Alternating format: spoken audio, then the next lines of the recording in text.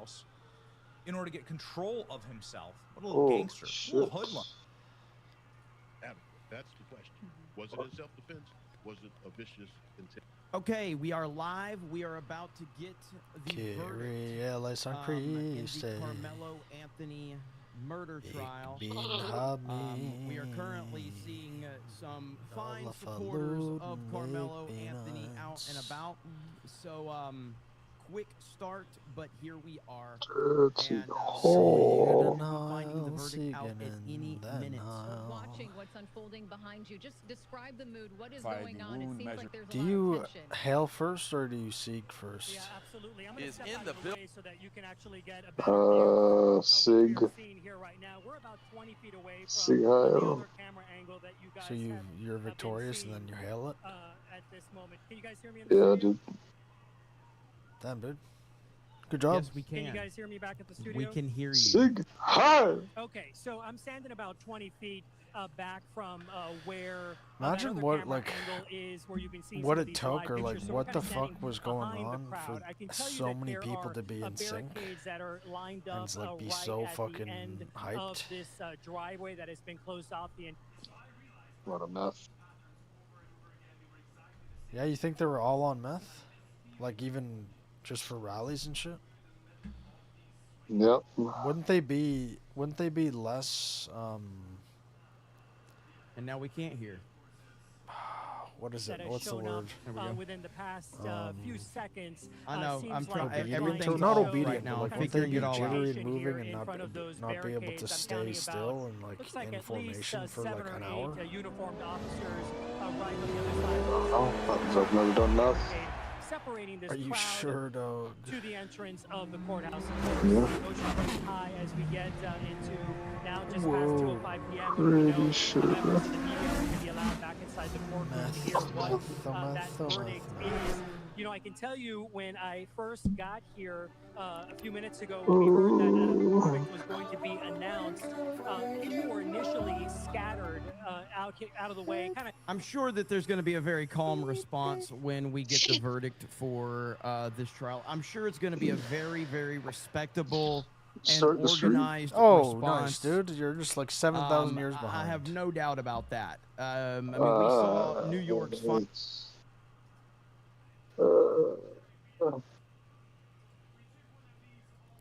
No. Whoa.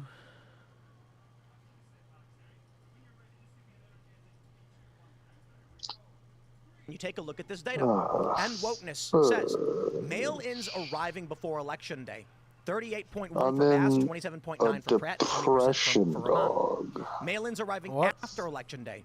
Rahman with 37, Bass with 34.9, and Pratt with 19. Yeah, dog. Now, they like to say, you know, the thing is, it's just that Democrats vote early and they vote by mail. So explain the difference between Rahman and Bass. That doesn't make sense. That Karen Bass' share of the votes dropped. Now, if you were calculating the votes that came in Election Day and trying to figure out how you can remove a top two contender in second place, you don't need Karen Bass to get any more votes because she's, well, you don't need her to gain any proportionally large amounts of votes. She's already in first place. You only need Rahman to overtake Pratt. So I make the argument that when you are counting, when you are in a crunch for time to figure out how many ballots you need to knock out the only Republican, you don't have time to balance the percentages to make it look.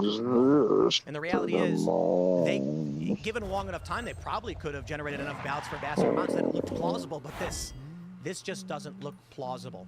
Now, the jungle primary system, where Republicans and Democrats, all parties are on the same ticket, was intended to lock Republicans out of the race. Dog, and my scapula's tingling. And now they're having the trouble of how do you eliminate the Republican from the general election? Good for you, dog. It's just fascinating to see.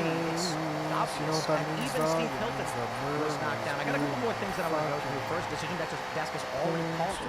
So I know Spencer Pratt is hopeful. But check this out. Governor candidate Steve Hilton revealed the stunning reality of California fraud. They allow mail-in ballots to be backdated by hand. It's not just nice. It's in the sky, you can hand write the date. Now, I want to shock all of you and the conscience of the average American by, I want to show you a tweet that we have. Human David Hamas with this viral post. He says, maybe you should get somebody to replace it. In LA. Yeah, just rip It up says if the a voter is background, unable to sign, the settle voter down. can make a mark witnessed by one person. Here the person drew a happy face and witnessed it with a scribble. That scribble isn't validated as being a real person. Indeed, this is the viral image that's been going around quite a bit. It shows what appears to be a California ballot with, instead of a signature, a smiley face. God Now here's the almighty. best part. If we jump over to our good friends over on Reddit, top minds of Reddit. Oh, they think they're so smart. I Top said, God critical thinkers have almighty. 0 follow-up questions when someone shows them a signature line with a smiley face on it and tells them it's from an officially counted California ballot. Can you believe how stupid these MAGA chuds are for believing this fake ballot? Somebody made it up. It's not like there's an official document from the government of California showing that, indeed, you can use a picture of Kirby on your ballot. With this page 28 on their signature verification guidelines showing pictures or symbols can be used as valid signatures. Since we have this symbol on file, it is considered valid. It's a picture of Kirby from the NES, from what the NES games, the Nintendo games, Kirby. So, welcome to California, where I love this. Can I just, I'm sorry guys.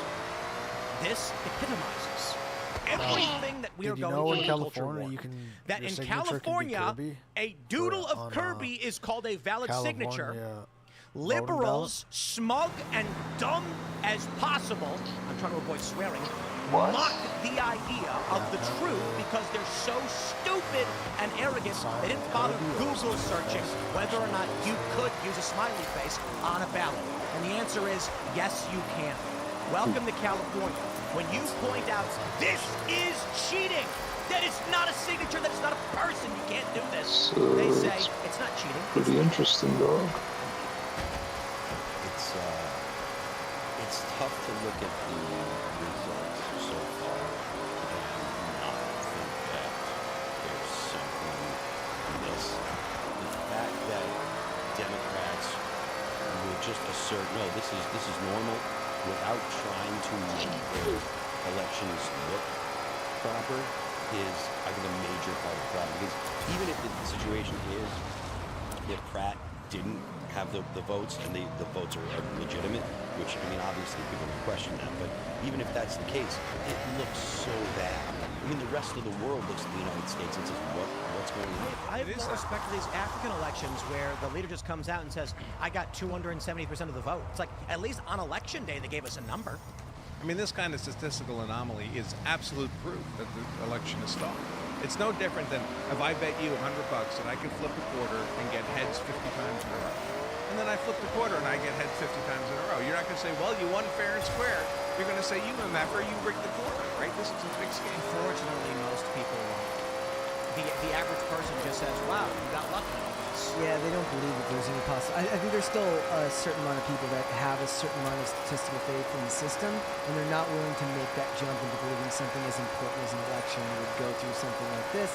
I would also wonder why, if they were looking to inject a little bit of, like, a little bit less concern from the public, why not count the mail-in ballots first? I don't know that they...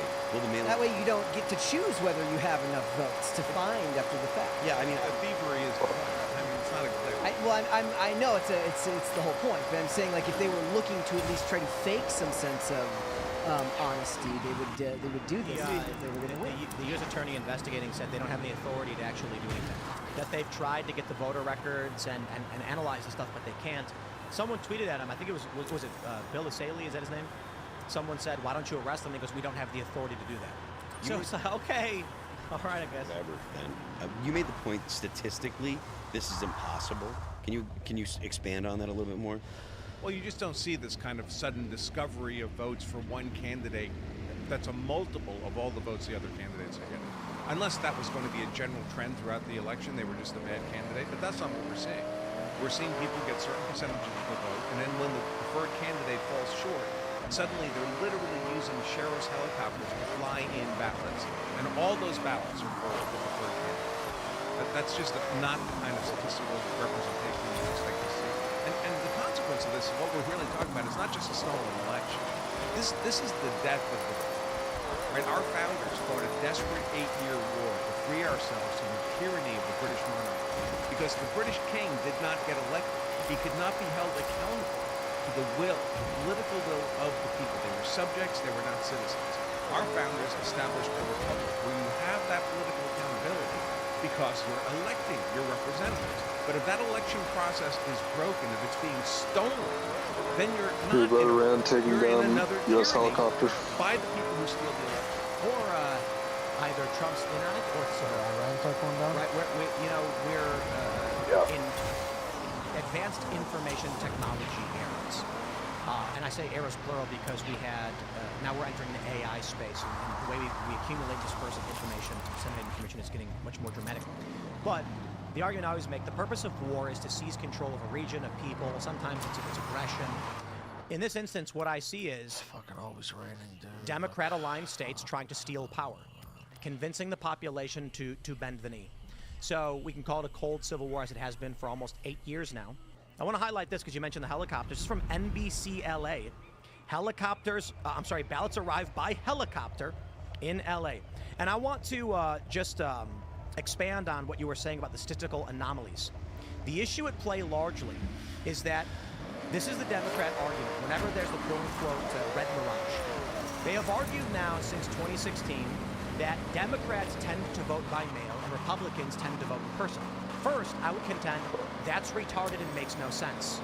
What is the argument by which the political leanings of a person determine whether or not they decide to mail something in or walk to a ballot location? That is... In fact, I'd argue the inverse.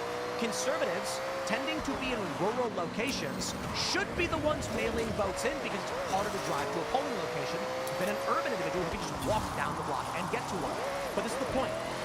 Normally they make that argument because you have a Democrat versus a Republican. The Republican, in 2018 we saw this.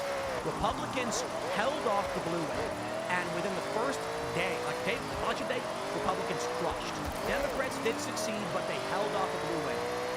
Over the next several days, somehow Republicans started losing.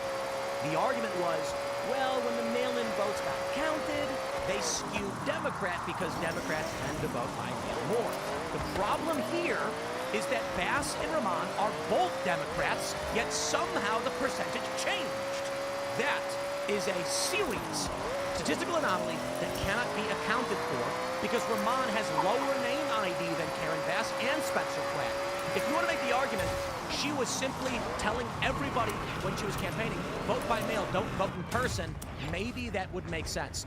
But when you factor in that the machine only needed Rahman to outpace Pratt and not for Bass to make large gains, they would not have found votes for Bass at the same level because they don't need to. This looked like an overt, desperate attempt to steal the election from Pratt. And I want to say how I think they did it is ballot harvesting. They go to nursing homes, they go door to door, they collect a bunch of ballots. In the instance of California, considering they can backdate and they don't need signatures, this is the challenge. You say Democrats cheated, and they say Democrats did nothing illegal. These are all votes. They're all legal in the state of California, and the government, the federal government, has no authority to stop them. And then you realize they're saying that they may have voted after Election Day with smiley faces, so we can't even confirm these are real people. That is cheating. I can tell you in Colorado, we also have universal mail-in voting, and we have 2-bedroom apartments with 100 people registered to vote in that apartment. So they're getting 100 ballots at that one apartment mailbox. There's no integrity to that election. I mean, the government doesn't have any ability to step in here, right? Like Tim was saying, they have no jurisdiction. The way our Constitution sets things up is the states run their internal voting, even for federal office, unless Congress steps in. So that's literally what the Constitution says. We're going to leave it to the states to do this, unless Congress chooses to step in. But they've not done that. And that wouldn't require an amendment. That's just saying. How the fuck are you asking me what he's doing, dude? Because you can hear it better, you fucking retard. Hey, you're in the fucking room! In 2020, a lot of people said the election was stolen from Trump. And my argument was, if you are saying that spy satellites and Chinese forged ballots and all that stuff, I'm saying absolutely no. I mean, maybe to a little degree, but not significantly. If you are saying it was stolen through procedure, electoral manipulation, and things like this, we agree. So let me clarify. Several states changed the structure of their elections outside the confines of the Constitution. The judges and governors did not have the authority to do these changes. My point, when I correctly stated that Joe Biden was able to get these votes through ballot harvesting, what they did was Voter in the Park was a big initiative in Wisconsin. Activists were going to nursing homes. James O'Keefe uncovered a lot of this. The way they were able to get Biden 81 million votes was because people were locked in their houses, the ballot was mailed to them, and an activist showed up, knocked on the door, and said, hand that to me, I will bring it in for you. And then you need only ask Mike Benz what happened after I correctly identified their strategy. While many people were making claims about German spy satellites and servers or whatever, I was pointing out the actual technique they used. So several prominent deep state organizations engaged in a campaign to defame and lie about me, and it is shocking and insane to hear that. But Mike Benz has all the details, came on the show, and broke all of it down, showing the various organizations. What they said was that Tim Pool is engaging in malinformation. What is that? Well, it's not disinformation, where you intentionally lie, or misinformation, where you may be wrong. Malinformation is information that is correct, but bad. So when Tim Pool says they are using legal ballot harvesting techniques in their state in order to secure this election, and it was true, and it offered up an opportunity for Republicans to counter in the midterms or moving forward, they got real mad at me. And that's what they've been doing in California. But wait, there's more. We got this post from Nick Shirley. It's not just ballot harvesting, and Nick Shirley, once again, on the ground, breaking the big news. I'd like to introduce you to a good friend of Nick Shirley's, a 126-year-old woman who votes. So how old is this person who's eligible to vote here inside the United States inside the state of California? 126 based on the Secretary of State, and this is Doris. Yeah. Now we're going to see if Doris is home. Are you Doris? She's right here. Yes. Hello, Doris. How are you doing? We're just going through the voting rules here, and we're just confirming anybody who's above the age of 100 years old. And right here it says you're 126 years old. No, you got the wrong house. Are you Doris? Yeah, but you got the wrong house. You got the wrong place. That's the wrong information, all that stuff. No, that's wrong. Oh, here, I can show you if you like. No, it's just that it's wrong. How come you think here in California they're just messing up on all these voting rules here? I don't know, because I don't know what you're talking about. Yeah, it says you voted in 51 elections, Doris. No, not me. Really? No. I know. I said I wasn't. I just want to make sure you're not 126 years old. I'm not. Yeah, it really does say you're 126 years old here. No. Says, You'd be 126. That doesn't even make sense. I know, that's what the Secretary of State says. Okay, well. All right, Doris. You have a good evening. Did you notice the most important part of this video? Guys, I'm going to throw a little debunking here. Doris is not 126. Her date of birth is 1/1/1900. Dirty little white whore. Enter her date of birth, so it defaulted to a flat 1100. That being said, this indicates first the fucking stream. Nice, this guy's been sitting there on the black screen like a fucking idiot. We're not properly identifying people. But hey, Doris was right there. Clearly, there is a Doris at that address. And then he said she's been in 51 elections, and she said no. That was the key point of the video. The question I have here is not about the age, which can be chalked up to bad record keeping, but why when he said, it says you've been in 51 elections, oh, not me, she denied that she was in those elections. This, in and of itself, I could chalk up to error. And this one may be, except for the fact that James O'Keefe and many others tracked down in Jersey and in New York individuals who had donated to Act Blue some 1,000 to 10,000 times. Fuck. I've been falling. Power in your hands for 30 minutes. Minus last night with the reaction to the Knicks game, and we saw how well organized Carmelo Anthony supporters are and how, you know, just respectful they are. I'm sure it's going to be fine. I'm sure it's going to work out just fine. Innocence phase of this trial, then the punishment phase, the sentencing phase will begin immediately. Yes, we were expecting that at 2:05, and it looks like the jury has reached a verdict, and it's going to be announced.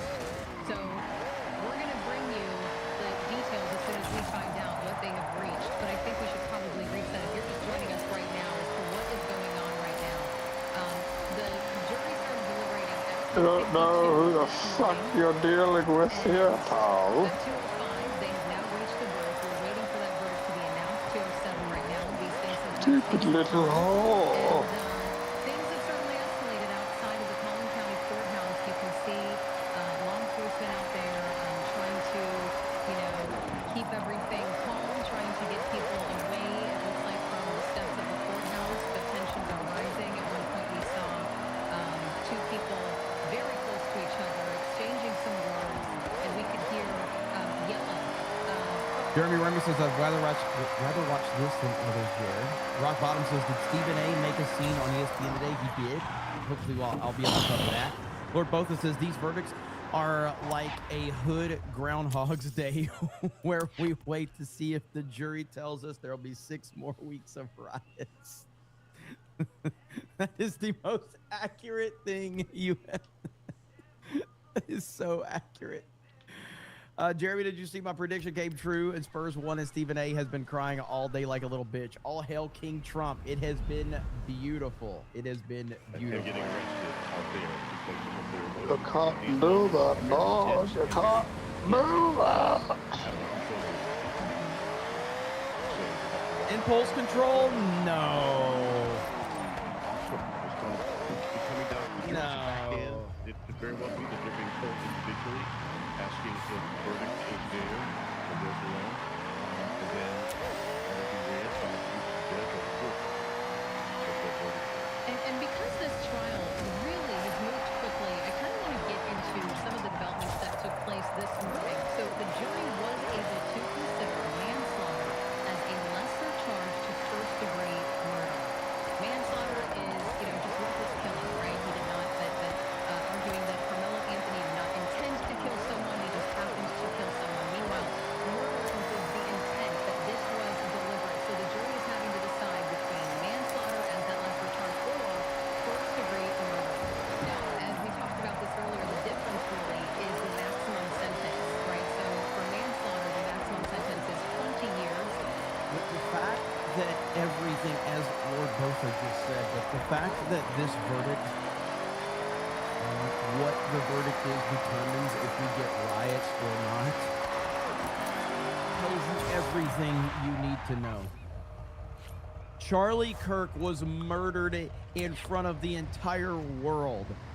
And do you know what the reaction was for people to go to church and pray?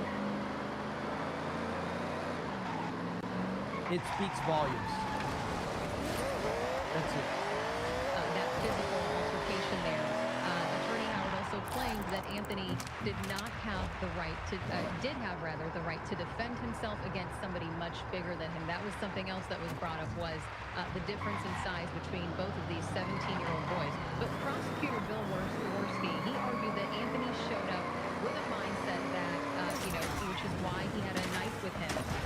Prosecutors argued that self-defense is not a defense in this case because Anthony provoked Austin Metcalf into pushing him when he said, "Touch me and see what happens." So the question here is, was this self-defense or was this... Yeah, I'll repeat what I said. If you are in any blue cities, if the verdict is guilty, find your safe places at bookstores and at Bass Pro Shops. Stay away from Nike stores and iPhone stores and liquor stores. Okay? Just want to repeat that one more time. Bookstores and Bass Pro Shop. You're good to go. If you will, Will Hobart preserving his weight so he could have powerful, emotional plans closed, which is what he did. That's what an attorney is supposed to do to try to press their claim to the jurors. And find a library, that's right. Maybe the last impression. And so we'll have to see what this jury decides. One of the interesting things I think about the local owner here is that Bill Worski and Topsha. Let's see. Storm Shadow says, I live in a red city. My auto zones are safe. Good too, because I have to make a return. Stormbreaker says, play the scene from Superman. Guilty, guilty, guilty. Little Jim Halo says, low impulse control. You dig, Tyrone. Need new Nikes. Storm Shadow says, fire sale coming from Dallas Fort Worth area soon. Would you make the wish, dog? Says, oh shoot, got an appointment at the DMV tomorrow. I guess I gotta cancel. Dude, in what context? The context the of the DMV movie is the most miserable place. Nice, dude. Nobody's happy there. Not one single person. If you want to be depressed, this fucking guy doesn't answer one of my goddamn questions he wants me to ask. This guy fucking asks a fucking retard, vague ass question with no fucking specifics. Quote, there's black people and then there's ninjas. This guy just wants to fucking imprison women, dude. To go, Chris Rock. Wiser words ever said. Thank you, Gremlin. Hail to you. We could play the Chris Rock. It's kind of the gayest theory. How to not get your ass beat by the police video. Legendary video, by the way. Trish says, he's not the villain? Happens, they are going to tear shit up or burn shit down. Why you say that? Everybody's saying that. Just an excuse. Kind of like when their favorite NFL team wins, you know, just go riot. Usually the villain is the bad person. JWT says it was kind of. Well, people argue that he fucking imprisoned her. Okay, so is Tony Stark the villain? So bad it's actually impressive. Why Age of Ultron? Why are you picking that movie? Because he created. Thank you. Appreciate it. Let me title this. Should be the same letter. He didn't necessarily make the wish with the entailment that she would be imprisoned under a fucking entity. Nice.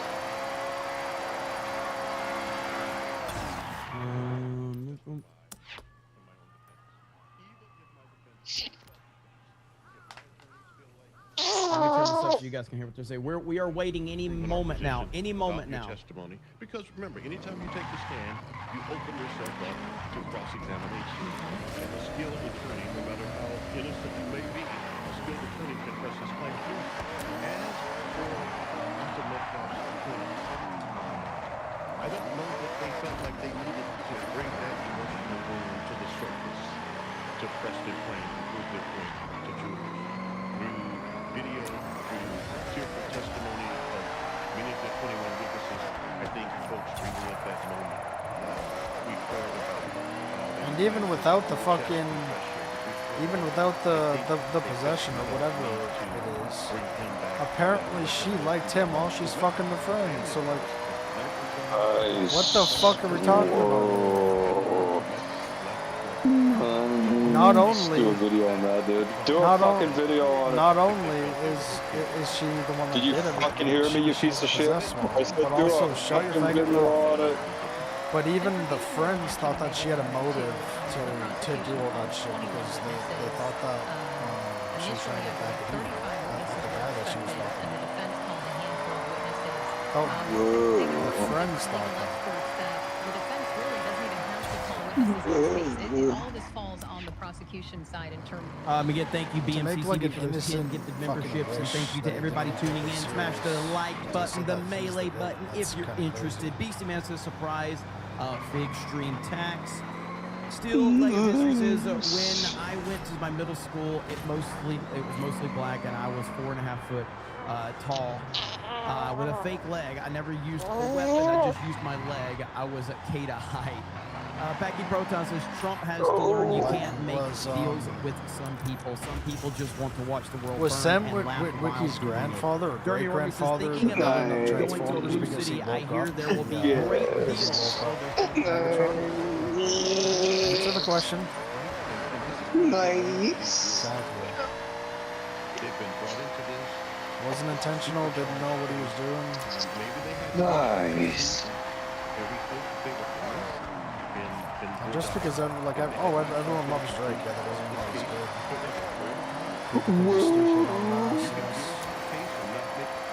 Everyone liked The Force Awakens. Including you. Everyone liked The Force Awakens while hating the prequels, so automatic retards. Any minute now, we're waiting. Any minute. Yes, we should.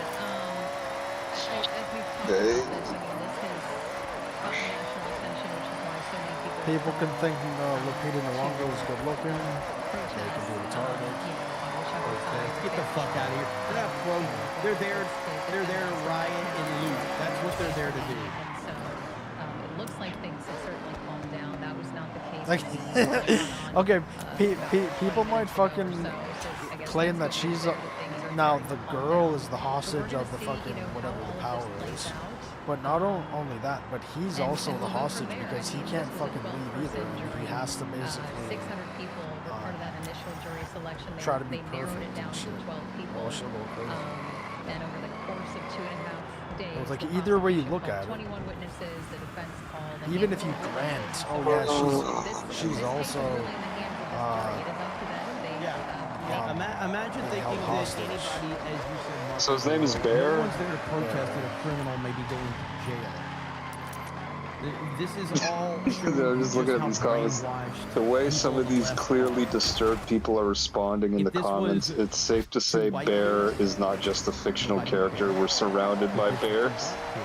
I don't know, dude. People seem to think he's a piece of shit. yeah, it's probably a fucking woman that doesn't know how to fucking choose her relationships. I'm just using a scenario. Okay, it's a hypothetical because Lord knows there's no black on black. Nice, you fucking I'm just sexist. using a hypothetical. I'm just saying, hypothetically speaking, if there were. And that's not like that person didn't give an argument. They're just making plain assertions and ad-homs. Yeah, let's see. Bear wishing on the willow wasn't cowardice. He didn't even know it would go the way it went, or even if the wish would actually work. The real cowardice is Bear unwilling to even take responsibility until who knows how long later, weeks or months. He even straight up refused to even straight up refused to even acknowledge that it was the wish that caused it, despite knowing deep inside it was.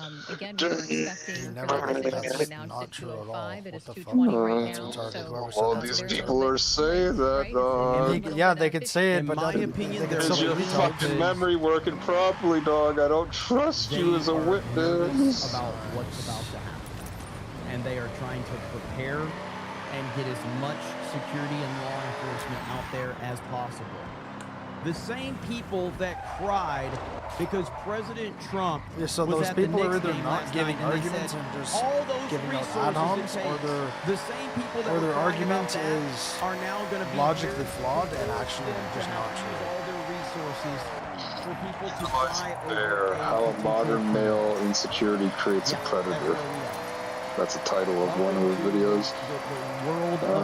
It's got 500,000 views. Let's see what the comments say. Okay, I was just talking to my sister about this. Bear heard Nikki say she wants to leave town and find genuine love and work on her book, and he wishes for the exact opposite for her. His obsession ruins everything for everyone. Is that true, dude? Tell me right now, is that true or not? No, I don't know if maybe that was go to a Bass Pro Shop. It's all very convenient. You don't fucking remember. Okay, you will be safe. Ain't that convenient, huh? You don't fucking remember. Nicholas Blaine's favorite movie. We're gonna. But need even a if that bigger is true, what does that actually? How does that change anything? Nice. Which way they move, if they move at all. That's fucking ruined her life. Fucking ruined her life. Fucking piece of Hey, shit. I like that, Stormbreaker. Good thinking, brother. Well, because he didn't have the balls to fucking ask her, dude. it's probably good that he didn't, because she was already fucking the friend, dude. She apparently liked him, but was fucking the friend. That is crazy. If a chick likes me but was fucking a friend. Okay, let's read another comment. One thing that I find horrifying about the ending, is that Bear got to live his wish. He got to be with Nikki, and then he died without having to face any consequences. He took the easy way out, and Nikki is forced to live on with the choices and the damage that a man, one of her best friends, subjected her to. All too real that so many women deal with in the real world. Not only that, he also stole her wish. She's unable to use the one wish for herself to make her life better in any way. There's truly no forgetting what happened to her. No. Why would it be morally okay for her to use the willow? Bro, I'm just getting the idea that everybody hates Bear, dude. Everybody views him as the villain. You will find nobody's there. Okay, here's another one.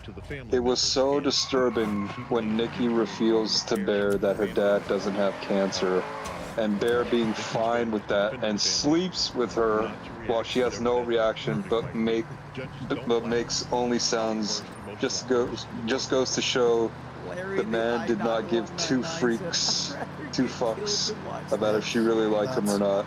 He is the predator. Literally I got every piece of 1,800 likes. Okay, link me that video, because these people are. Okay. There's no context. Yeah, I'll link it to you. There's literally no context. Bro. I've already told you. You already felt like a fucking hostage. Bro, it's not me saying this, dude. I'm just looking it up. Yeah, but like, that's like me making a claim and not even adding 98% of the fucking context in the story to it. And there's another video underneath it. Bear is the villain. But why incels don't understand obsession. Okay, there's another video. But going back to the comment you said before, where the person said that at the end it doesn't allow Nikki to use the willow to make her own wish. Why would that be morally okay for her to make a wish? Because the entailment there is no matter even if she wishes something that directly affects someone, like the Bear's wish, it's still going to change someone else's life, if not multiple people's lives anyway.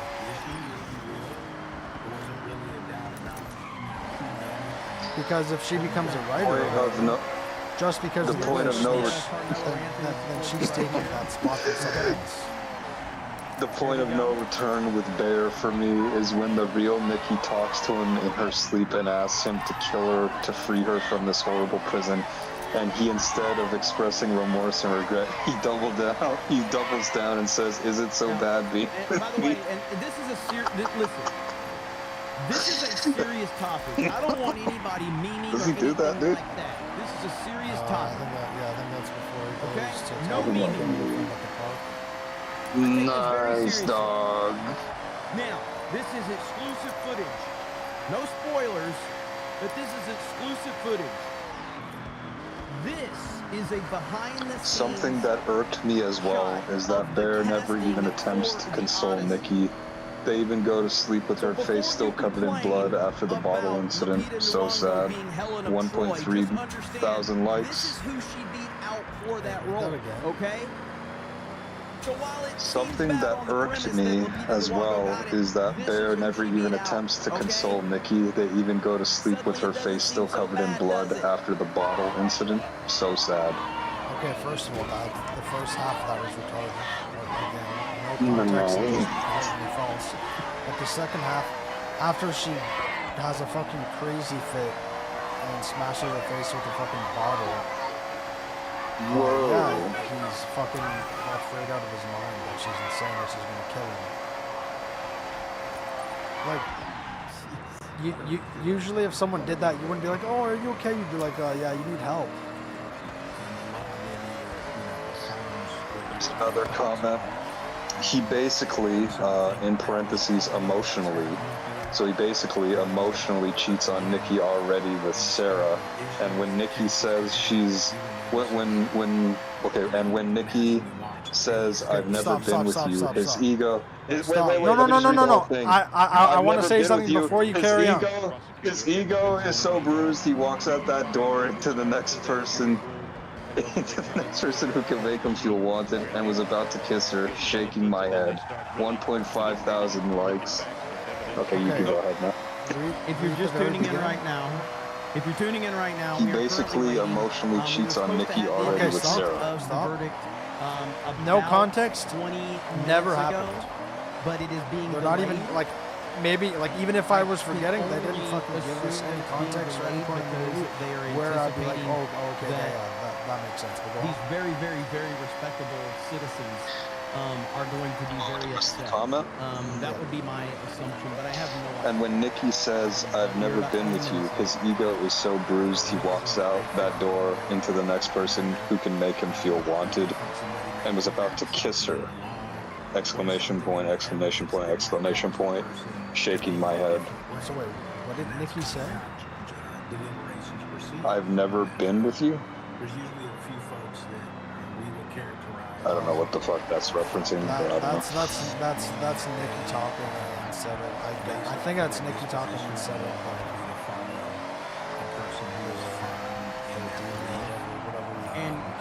and this is apparently according to this Fox channel. Some people are saying that. Damn, dude. I got another one. Wilson. Okay. Quote unquote nice guys basically aren't even nice. They exist in a purely transactional space where if they do something for you, they feel they are entitled to something in return. A truly nice person doesn't need something in return. Dude, I don't know, man. I'm getting the idea that this movie was meant to make this dude look like the villain. Okay, so we understand now. I'm not saying I agree with everyone, but I'm thinking this is a male-hating movie. We don't have a lot of time to go into which video are you reading from the one video you sent me, or is it a different one? It is a little bit glitchy. Yeah, is it called Analyzing Bear? I guess before we go to that, I mean, we're waiting. Yeah, I'm just going through comments. What the decision is. There's a ton of videos though. There's like a bunch of other videos that are basically the same. Why Carmelo Anthony was under it's definitely a lot of people who think this. He went for cover, but the defense never explained why he brought this pocket knife. Along the lines of, how do you find on count one, murder in the first degree, and then you're not going to hear J.D. Mouse, who's sitting in the courtroom, is going to hear what that verdict is. They're likely going to ask about the extent of cruelty from Bear blew me away. When he realized she was influenced by his wish, he doesn't care because he finally got what he wanted. When he told the entity to act like Nikki, it sent chills down my spine by how horrific his obsession really is. He doesn't care if Nikki loves him. He only wants his idealized version. Yeah, I can't even say that. Idealized version of her to love him. If he can have even a falsified version of her, he will take it so long as it means he can monopolize her. It's only as he realizes that he can no longer control her that he tries to discard her like she was trash. What do you think of that? Stop after each point. Bro, this is not like okay. Right here. This is a little bit all earlier. Right. So basically, at the end of each period. Oh yeah, sure. Okay, so maybe this first sentence doesn't really matter. The extent of cruelty from Bear blew me away. Period. When he realized she was influenced by his wish, he doesn't care because he finally got what he wanted, period. Yeah, like I said, I don't know, every time I saw Bear not doing something, it's because he was almost fucking frozen in fear, basically. That's visually, that's what I got from it. What? So even when he did try to hug her and amazing. reassure her, he still seemed super scared. Okay, shall I continue? Okay. When he told the entity to act like Nikki, in quote marks, it sent chills down my spine by how horrific his obsession really is, period. Okay, so two things. Pretty sure he said to act like Nikki, obviously was to act like it, but also because it was going to be around the friends, I believe. Two, even the director who's given more information that isn't obvious obviously in the movie. So yes, they were hoping they were going to get this announced from the beginning. No one has, as far as I know, up until now, no one has stated that he has 3:30 my time.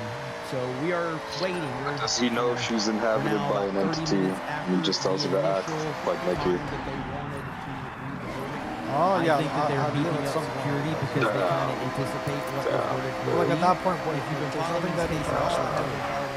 that closely, but the defense has pretty much had a disastrous performance in this Carmelo Anthony case. It's been a pretty bad performance for them.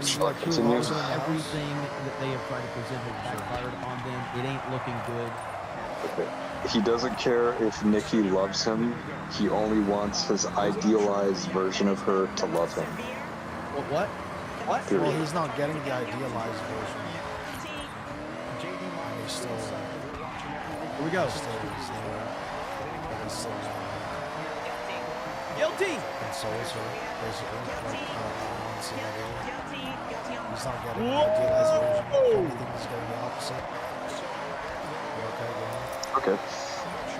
If he can have even a falsified version of her, he will take it so long as it means he can monopolize her.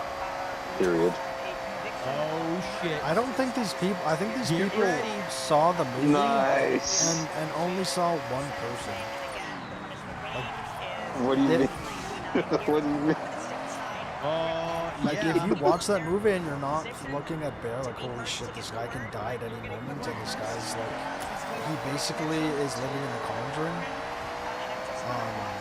then I don't know what these people watched.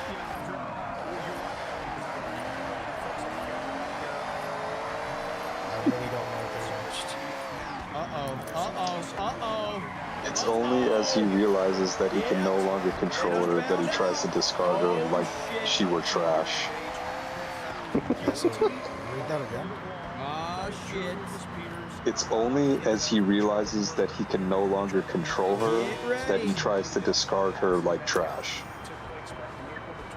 Okay, so that's another instance where there's no context, because I actually don't know what they mean by that, because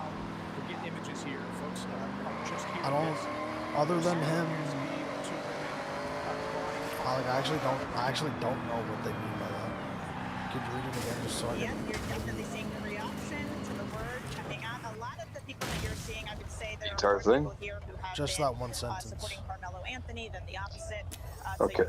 It's only as he realizes that he can no longer control her that he tries to discard her like she were trash. And you're starting to see people have started to relax a bit. So I'm assuming, I'm just gonna grant it and assume that he's talking about when he tries to kill her after she killed the female friend of both of them. Yeah, I guess he couldn't control her because she was like fucking smashing her face with glass bottles and locking him in the house and fucking feeding him his cat. And they were like, there was even a bunch of other shit like having knives around the house, like having a knife. Yeah, crazy when you actually murder someone. Alright, you want me to read another one? So I didn't have a sense.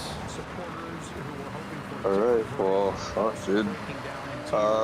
The fact that he told Sarah that the reason why Nikki was acting strange is because her dad has cancer after finding out it was never true is when I knew Bear was on some bullshit. He kept finding ways to justify Nikki's actions so that he can get less judgment from people outside and prolong whatever spell she was under. That's bullshit. Truly sickening and manipulative. That's horseshit, because even 341 hit points, folks. Yeah. Even the female friend and the guy friend were saying those things to him first. He was trying to defend her while they were saying that she's off. But can you read that first part again? The fact that he told Sarah that the reason why Nikki was acting strange is because her dad has cancer after finding out it was never true, is when I knew Bear was on some bullshit. That was like the first crazy, that was like the first big. All right, so we've got Carmelo supporters start berating deputies who are making a line to protect the courthouse. Y'all gonna burn in hell. Let me ask you a question. All right, you gotta be honest with me, all right? You gotta be honest with me here? Yeah. You ought to be ashamed of yourself. Are you defending a misogynist? You and you need to be ashamed. That's what it is, yeah, I guess so. I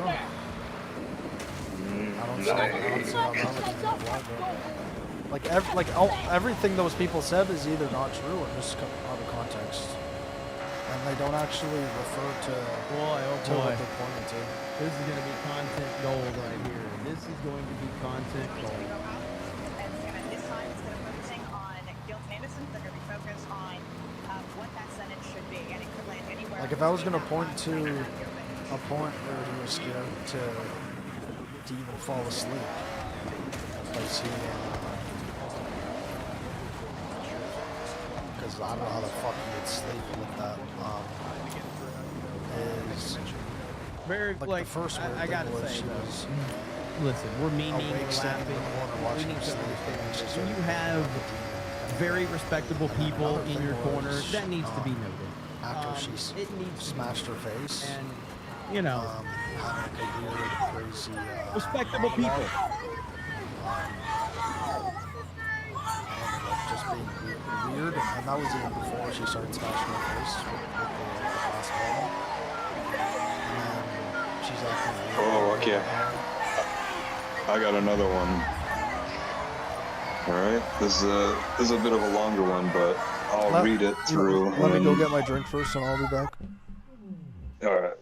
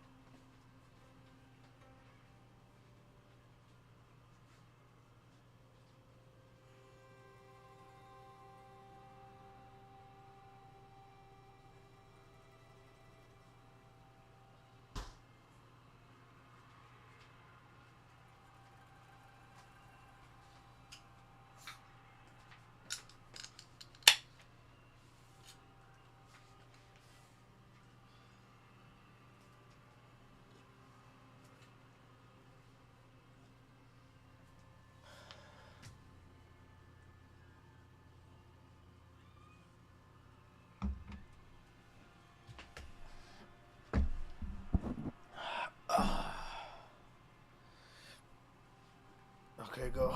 I'm not even gonna play the video in the background.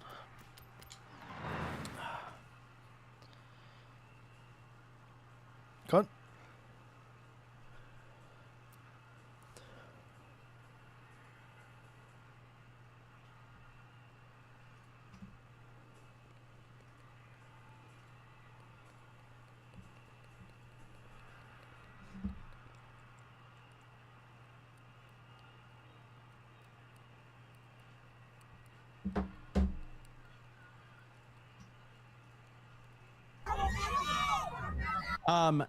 You literally just got justice.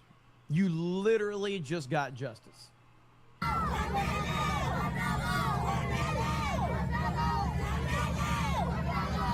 disconnected, I guess.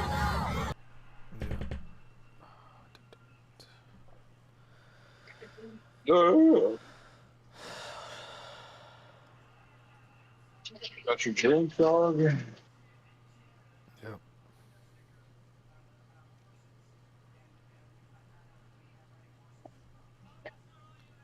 Is it Monster? Yeah.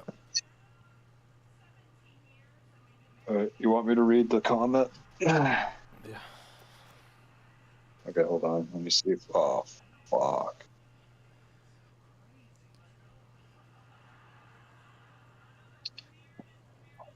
Like, the feeling I'm getting from these people, they're assuming that it's like was completely like premeditated and not like maybe not a complete joke, but not obviously not like completely serious. Like he knew it was gonna work, or he was like genuinely hoping that it was gonna work. It was kind of just one of those like, oh, like just do it, kind of for fun. But this isn't the comment. This isn't the comment I was gonna read. This is just one that I found while looking for that same comment. But this guy or this person says, I found the character of Bear to be pathetic from the beginning. His desperation to be loved and his selfishness ultimately caused the downfall of everyone around him. What do you think of that? His desperation to be loved. See, like, I feel like they're trying to be philosophical because, like, it's not like he was trying to be loved even by his other friends. He just was it's not even, like, he almost wasn't even hoping that she liked him. He was just trying to figure out a way to fucking ask her out. Like, it wasn't even that serious. Like, it wasn't, he was pathetic in the sense that he was sort of timid. But, like, are we really going to say that guys like him are pathetic? Because I would say 80% of guys are like that now. Yeah, well, dude, I'm telling you, this is a fucking incel-hating movie. Well, then if that's what the guy was going for, then he did it in a way that isn't, like, crazy, where you need, like, these genuinely, like, weak and frail people with emotional mindsets to think that way, or just women, I guess. Wait, hold on, let me find this other one. Okay, so yeah, here's the one. Okay, the customer service phone call scene. I think at first the man on the phone genuinely is asking if Bear wants to cancel his wish. But then Bear expresses his actual intent that he wants to keep Nikki that way. This shows the man that Bear has not at all learned his lesson, and then from there he retracts the ability for Bear to cancel his wish. While the initial wish Bear makes is not right, he did not know what he was getting himself into and still should have had an opportunity to get out of it. But then, after seeing what Nikki has become, Bear still, in all cap locks, wants to have control over her, and him saying it on the phone is what cements his wish to be permanent.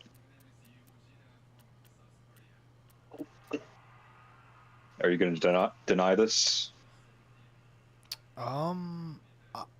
What he said is technically true, but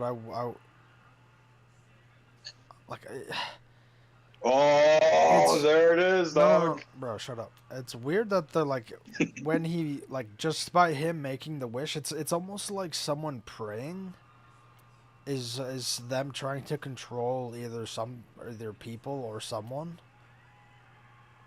Where this is a wish, where, like, yeah, he wants to change the wish to make it more nice. more humanistic. Nice. Instead of a fucking demon, but he still wants to have control over her. Nice, dude. Where's the control though? How does he have control? I don't know, dog. Yeah, I don't know. He won't let her free. He won't let her free, dog.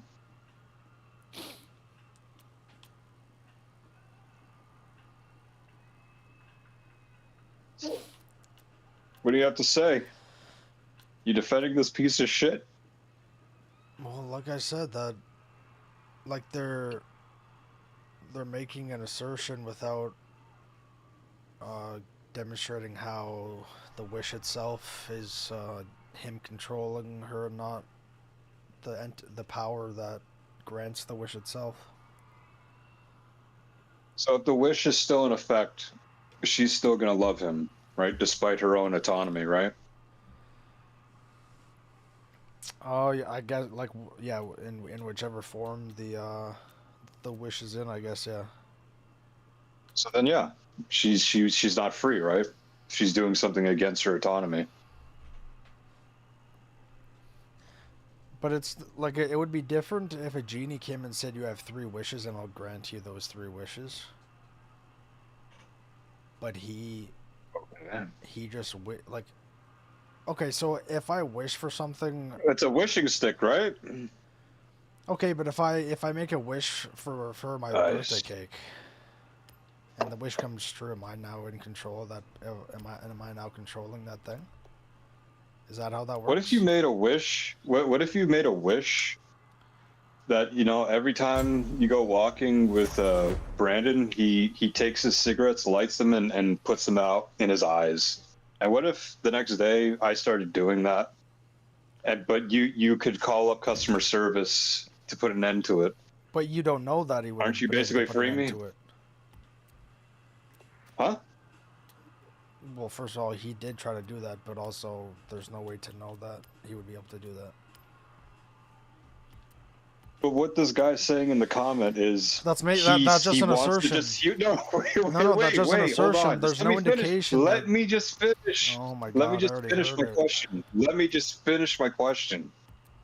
What the guy in the comment section is saying, though, he's making it seem as though he called the service guy not to do away with the wish entirely. He just wants it to be the way he wanted it to be. So he still wants the wish for her to love him without, like, basically her autonomy. It's just he doesn't want all the side bullshit of her, like, smacking her head or doing all that crazy shit. Am I incorrect in saying that, or is that not what happened? I don't remember in which order, but he does want to. That's very fucking convenient.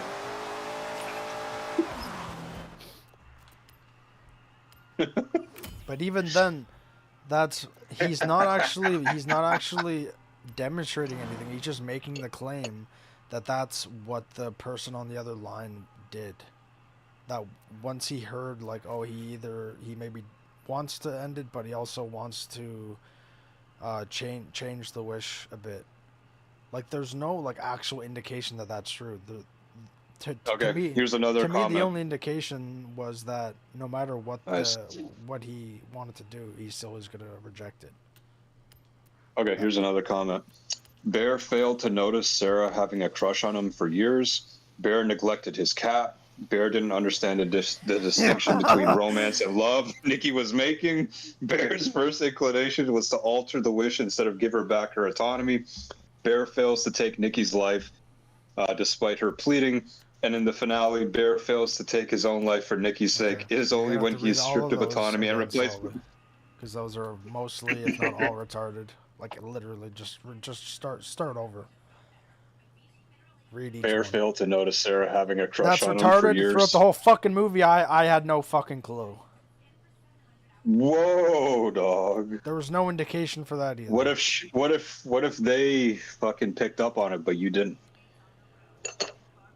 People in these comments. Okay. Let's look at it this way. She's a good-looking girl on screen, so I'm paying attention to her face, how she talks, the way she moves her face. And, you know, the fucking stereotype that, oh, dudes always think that the chick's into them. I didn't get that from her. There you go.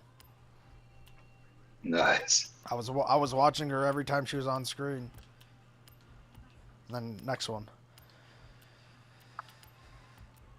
And I don't actually remember her, like, overtly saying anything. Or anything, actually, like, literally nothing. But yeah, go on. Bear neglected his cat.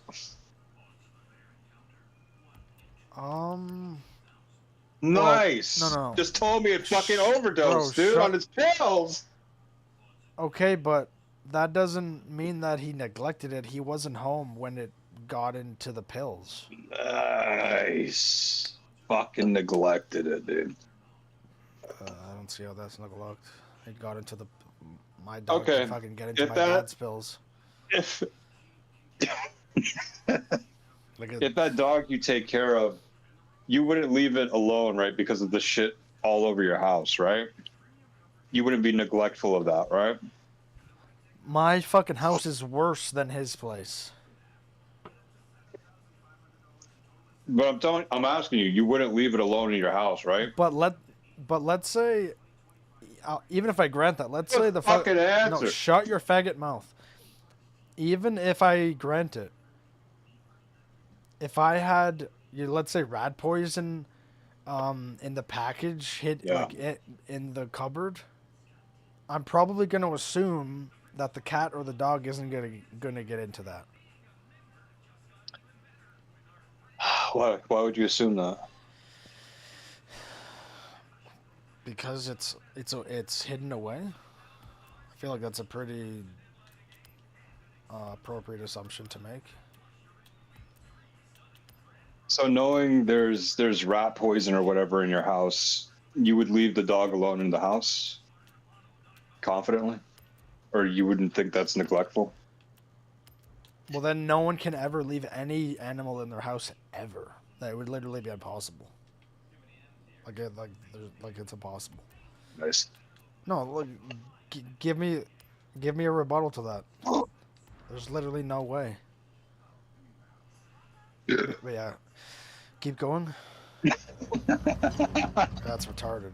Like that made no sense. Bear didn't understand the distinction between romance and love.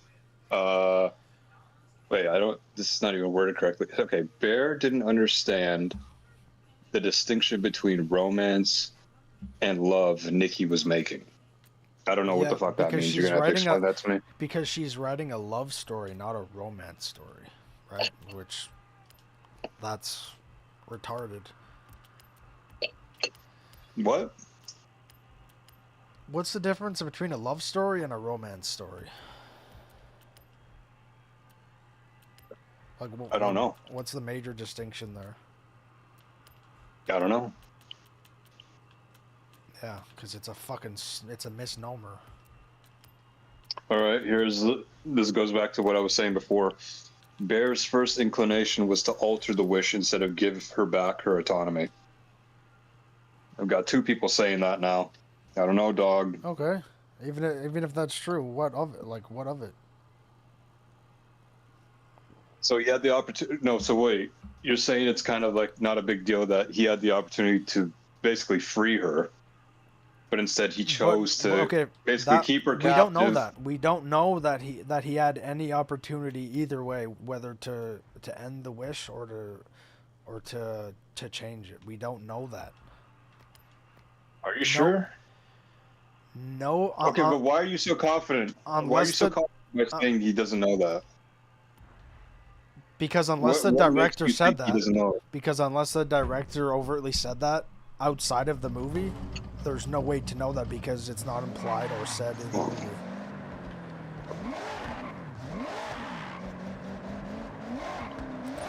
But so, even still, it could speak to his character, right? If he wants to undo the wish, like, wouldn't it be good for him to say, yeah, I want to undo the wish, like just to verbally hear him say that? But if they're saying he just wants to alter it, he still thinks he consciously thinks he can change the wish, but he doesn't consider just undoing it. Doesn't that speak to his character? Well, within the same conversation, he requested to end it. Oh. Like, literally. Okay.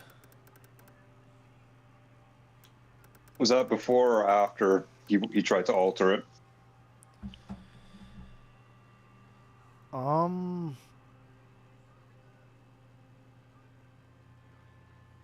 If it was after, I don't know. I think that's questionable. The main thing that I remember is the guy asking, are you requesting to end the wish, or would you like to end the wish? And he says, wait, what's the difference in those two statements? I just can't remember which one he said, like how it was worded. I just can't remember. Then he said yes, and then the guy said, either the wish or wishes aren't like you can't take them back. And then I think that's when you start hearing her laugh on the other side. Which all right. I haven't heard much about that. Bear fails to take Nikki's life despite her pleading. Okay, I'm just gonna. Yeah, sure. He probably should have taken out of her misery, but if he did kill her, I feel like people would be like, "Oh my God, he fucking murdered her. He didn't try to stop the wish or like to remove the fucking wish. Instead, he just killed her, and like I feel like people would have done that too." Okay. And in the finale, Bear fails to take his own life for Nikki's sake.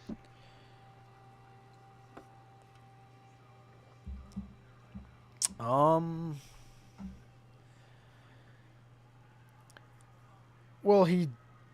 Wait, what? Wait. Read the full thing, okay? that? No, No. I'll read it. I will read it. I will read it. No, okay? Go. And in the finale, Bear fails to take his own life for Nikki's sake. Period. It is only when he is stripped of autonomy and replaced by an entity possessed by love does he engage in a completely selfless act. Okay. Nice. No. That person's fucking retarded. Okay. So he has two options, right? To kill himself, which will end the wish for Nikki. He can either take pills and overdose or shoot himself in the head. He chooses to take the pills to overdose, and as like that is happening, and as he's like not convulsing, but like whatever fucking happens when it starts to kill you, that's when she breaks it. So he's already done the thing that kills him, and then he dies while he's been taken over. So that isn't only retarded, it's objectively incorrect. Damn. Like that is like so easily refuted. He's already taken the pills, like whether it's the whole bottle or not. He's already taken the entire, like, enough pills to kill himself, and then he hears her break the stick. So that is like actually that's actually retarded. All right. Well, here's another comment. Okay, this is how much. This should give you an idea of what people think of dudes. Okay. I saw Bear as the villain of the story from the very beginning, being selfish at the store by not buying Nikki a new necklace and instead choosing the Wish Willow, only to later use it for his own benefit. To me, it all came back to the same issue, his inability to communicate and express what he truly felt. Yeah, there you go. Nice. Well, I would say to that is... The fucking guy's speechless. Sure, I would probably say... I was going to say that person didn't like Bear from the beginning in the diner. Guaranteed that that's actually where they actually started to not like him, but they just can't admit that. But I would say... Why? What's the difference? Because everyone thinks he's pathetic and they hate him. One of those reasons is they hate him is because he's pathetic, and in the first scene, people see that as pathetic, and it's already to me it's him being vulnerable and actually trying to learn and become more comfortable with something that is clearly difficult for him, but other people don't really see it that way. But what I would say to the store thing is. It wasn't really like at all. It wasn't his not job, but he wasn't like obligated to even get her anything in the first place. So him buying something,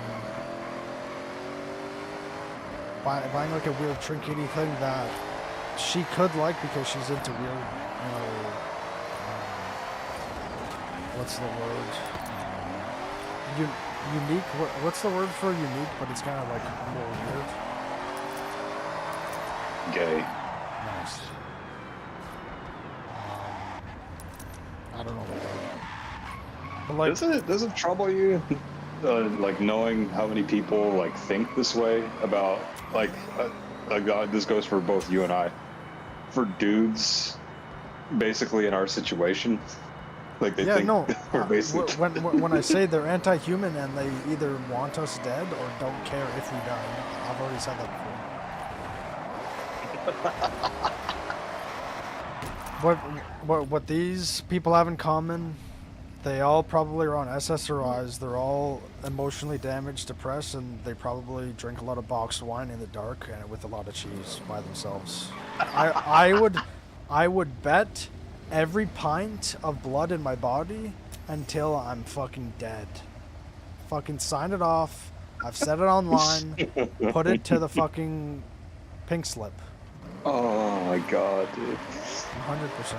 So you think, you don't think there's anything to what they're saying? You just think, yeah, these are just like man-hating. No. I'm not even gonna say that. Some of their points are good on the surface, but most, if not, I'll say most of them, are easily refutable and lack context and basically don't even have standing. Like, some of them I don't even know what they're actually, like, implying, so I can't even refute it because I don't know what the argument is because there isn't an argument. Has this, a genuine question, has this genuinely made you angry or frustrated knowing that a lot of people are basically saying this like about this movie? That No, movie because you clearly like, but they're coming to this conclusion. No, I already knew that people thought like this. Actually, I already knew this. What about this movie specifically? No, it's far worse than what people are saying about the movie. It's only that they can apply it to the movie where there's a structure within the movie that they're not saying shit worse, because he doesn't actually do anything. He doesn't do anything that's morally reprehensible. He just lacks the initiative to do things which then make him morally reprehensible. It's kind of like if two armed gunmen are attacking like an elderly lady and the other guy's like stand and watch. It's like, if you don't go in and help, like you're not a terrible person, right? But if you went in there and basically died to help the old lady, then you'd be seen as a better person. But by you not like seriously risking yourself for that, it's not like you're active. It's not like you're the one assaulting the old lady with the gun. So who's, in this analogy, who's the gunman, who's the old lady, and who's the, I don't know, like where do people fit into that analogy? So you'd say the old lady is the girl. I would say the old lady is Nikki. I would say the gunman. So the 100% innocent. The gunman, I would say, is demon. Both the, not only the demon but the whole wish process in general, because I assume that like whatever it is, whether it's a fucking genie or fucking the devil or whatever, the power that actually grants the wish, I would say, is intertwined with the actual entity that inhabits whatever has been wished upon. And then Bear's the bystander, either could do something, but I feel like if Bear killed her in her sleep, they'd be like, oh, he didn't even try to like rid her of the possession, or he could have just killed himself and then she wouldn't have had to suffer and then die at the hands of him. Like, even if he killed her when she said to, when the demon was asleep, which people have argued, which you've read, that he should have, guaranteed they would have been mad that he killed her instead of actually either fixing it or killing himself and fixing it. Okay, here, this is another video, right? Who is the real villain in Obsession? And like in the thumbnail it says Bear is the villain. Okay, here's one comment. Now note that this comment has 9,500 upvotes, okay? So it starts off with a quote from the movie. What's so bad about being with me? I assume that's what Bear says. And then he follows by saying, if Bear wasn't already a highly questionable character, that moment solidified how truly selfish and dark he is. So at least 9,500 people with that one comment. What do you think of that? What I think of that, I could compare it to exactly what's happening in California, where their house is burned down, or their crime is high, or their homeless rate is high. or their taxes are high, or their job rate is really low. Things like these that. sound like separate things, dude. But you can be an idiot and like the thing. That doesn't mean that the thing is good. Here's another comment. This has 3,200 likes. Can't believe there's an online debate over this. He kidnapped, enslaved, and ultimately mentally killed her. Wait, read it from the beginning. He kidnapped her? How did he kidnap her? Can't believe there's not... Well, I'm assuming they're talking about the wish, like kidnapping her autonomy, right? But kidnapping is a completely purposeful action. Well, I mean, was she supposed to like leave town or some shit? Okay, but yeah, and, okay. Like, did he know that? Okay, let me just grant that for you. Let me just grant it for you. What the fuck would that matter? What would that actually matter? If anything, I don't know, dude. I'm just reading the comments. She went to his house and then she wouldn't leave. So how? Like, whoa! I don't understand. Yeah, he literally said. You victim blaming her?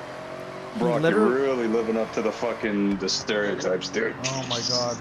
In one scene, he literally says we should take some space and you should go back to your place and live there and stay there for a few nights. And she fucking went crazy. Yeah, because it's the demon. It's not her. Okay, so what the... Okay. He forced the demon on her. He put a demon on. Okay, well, he didn't force it, but also what they're saying is just not correct.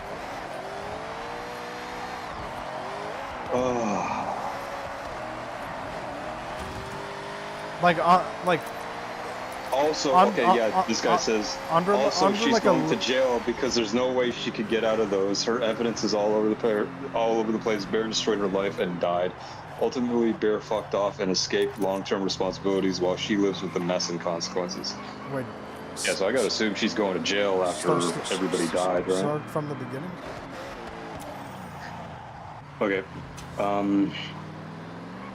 Another person in reply to that comment I just read said, also, she's going to jail because there's no way she can get out of those being like the deaths and the murders. Her evidence is all over the place. Well, you don't think she's... how do you think it... She would have the best case for insanity and not non-compliance. That's not the word, but like... Okay, well, her life is basically ruined, though, right? Like, I assume she's going to go into, like, an asylum where she would actually legit go crazy. Well, yeah, there you go. And he...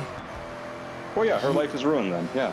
Yeah. Yeah, there's something wrong. Not necessarily, like, go to jail for that. Okay, but still, like, the life is ruined, right? Say he ruined her life. I guess if you want to take it like the most like no, I'm taking it the way it's being presented, dog. She's ruined, dude. Okay, but and it's because of the actions of that guy, dude. By him making a wish, but like how by anyone making a wish, if it's granted, that's them having the control. Even though it's not them that grants the wish. Like, that's what I don't get. How was he in control?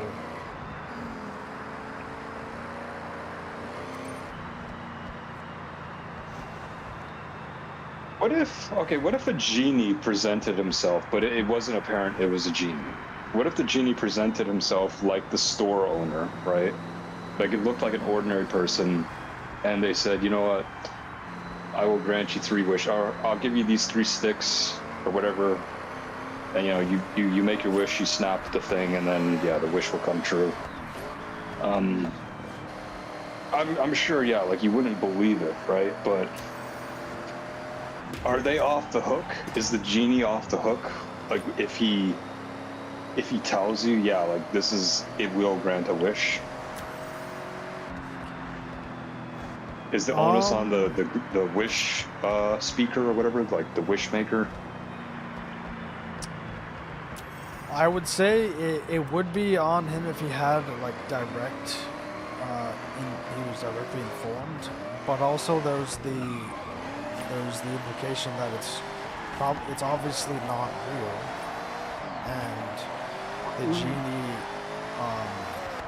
hasn't proven that it's real in order for him to understand possible consequences. Like an example is Bruce Almighty when Jim Carrey becomes either becomes God or has the powers of God. He can grant any wish and it will come true, but he knows that the wish will come true and he can actively do it. So it's not even like he requires informed consent, because he either already knows or has already done it, or has been notified already.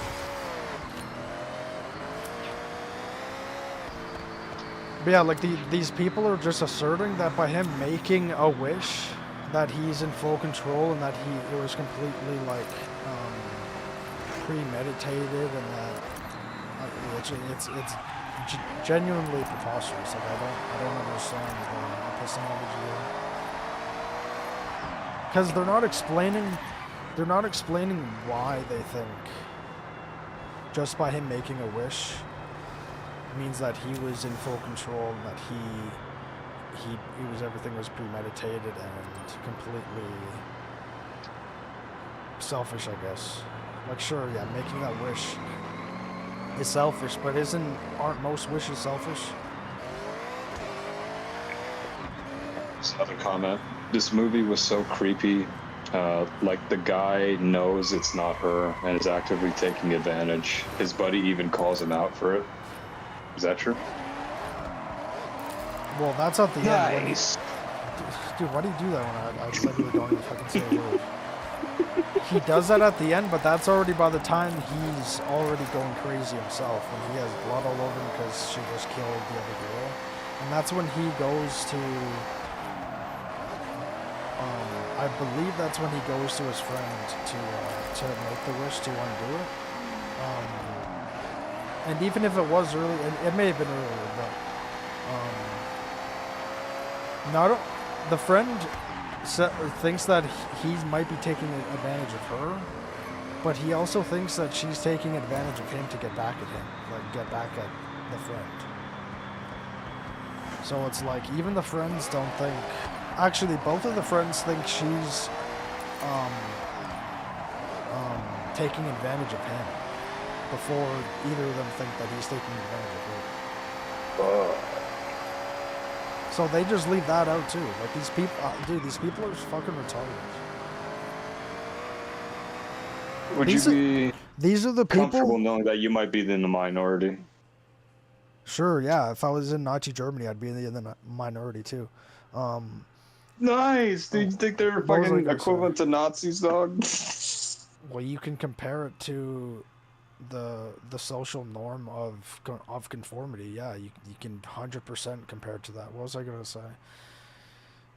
What did you say before that? Because I was gonna give an analogy, I think. I can't even remember what I said before. Oh my fuck.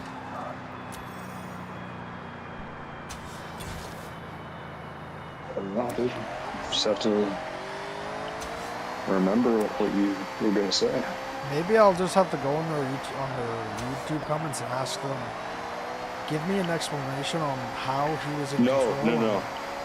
What?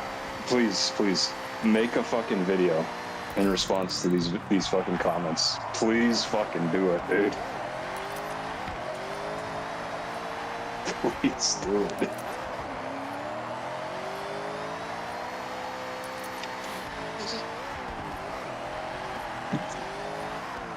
I think that'd be pretty fucking good.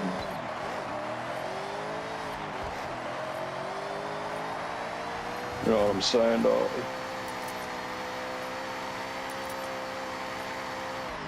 What fucking annoys me is they're not giving an explanation they're giving opinions without explaining why they were brought to that opinion.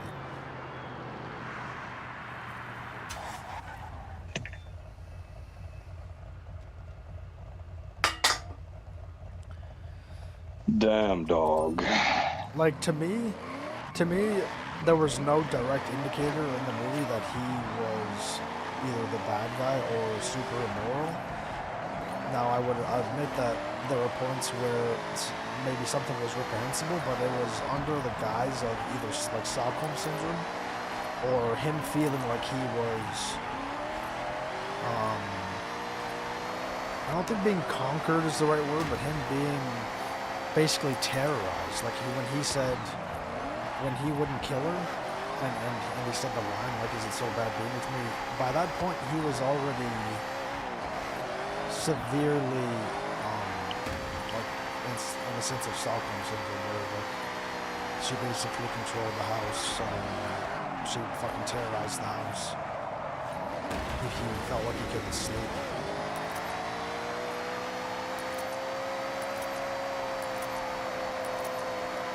And I feel like people in the theater, at least in the moment, agreed with me, because in the parts where he seemed like he was being terrorized or whatever, people were like laughing at how crazy she was being. And they were like giving nervous chuckles when he would like be acting scared in bed. You could tell that they were scared. You could tell that they were scared as well. So like these people that are, I don't know. I would bet you 99% that these people liked the sequel trilogy.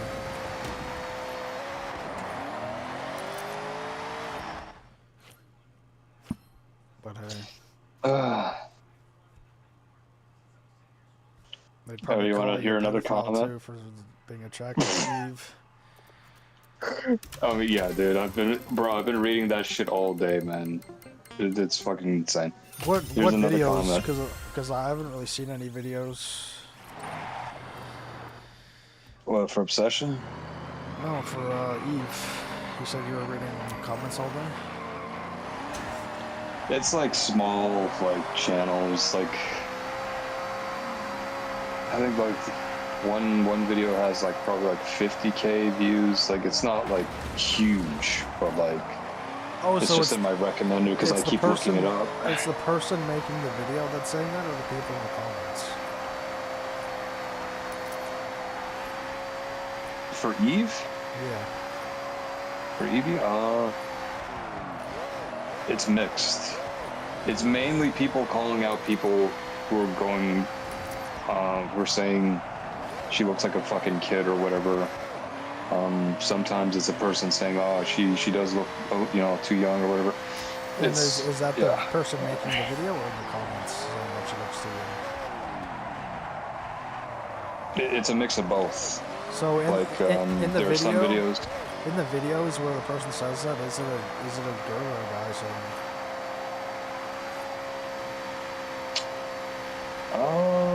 It's mainly just dudes.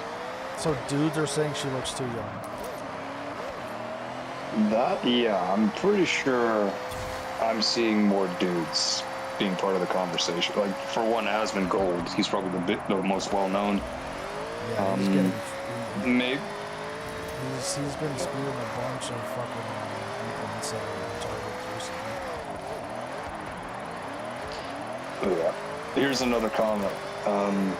The true horror of this movie is how quickly you go from, oh, I know guys like this, to, oh, I know guys like this. What do you think of that?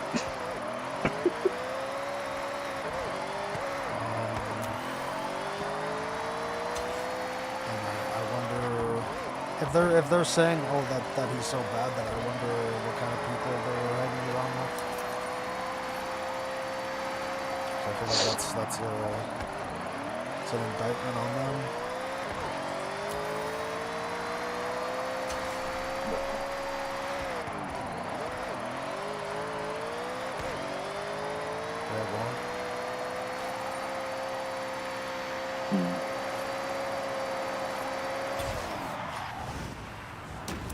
Let's see. The whole cultural point of nice guys is that they only act nice because they have no other form of social leverage or power. The second nice guys get social powers when their true colors come out. Small dogs are just as violent as big dogs, but aren't scary because they aren't dangerous to adults. But a small violent dog in a room with a baby, and they'll do a lot of damage. Nice, dude. Okay, big dogs are just as likely, but what was the first thing they said about nice guys using leverage? Well, nice guys don't either. First of all, they don't know how to use leverage, and they don't know that they can even use leverage. They don't know how, and they don't even fucking comprehend that. If anything, it's the fucking Chads that know how to use their leverage because they've done it before. They're experienced. That's the whole fucking point of experience, is they know how to leverage. Whoa. These people don't think You said about a curse word, dog. Yeah, these people. What if they have thought? Whoa! Why am I sensing some anger from you, dog? Well, because I might These fucking walk people. past that person in real life and know that I'm with fucking around a retard. Probably gonna get me killed one day.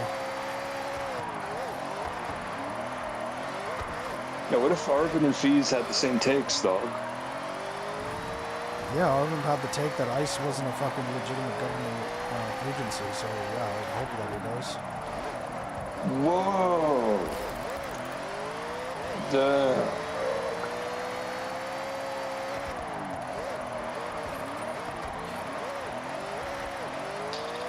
But yeah, going back to Eevee or whatever, I did get into like a fucking argument on one of the, I don't know, one of like the random YouTube videos.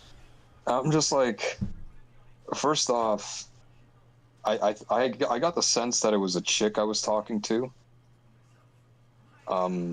Say that again. Because she.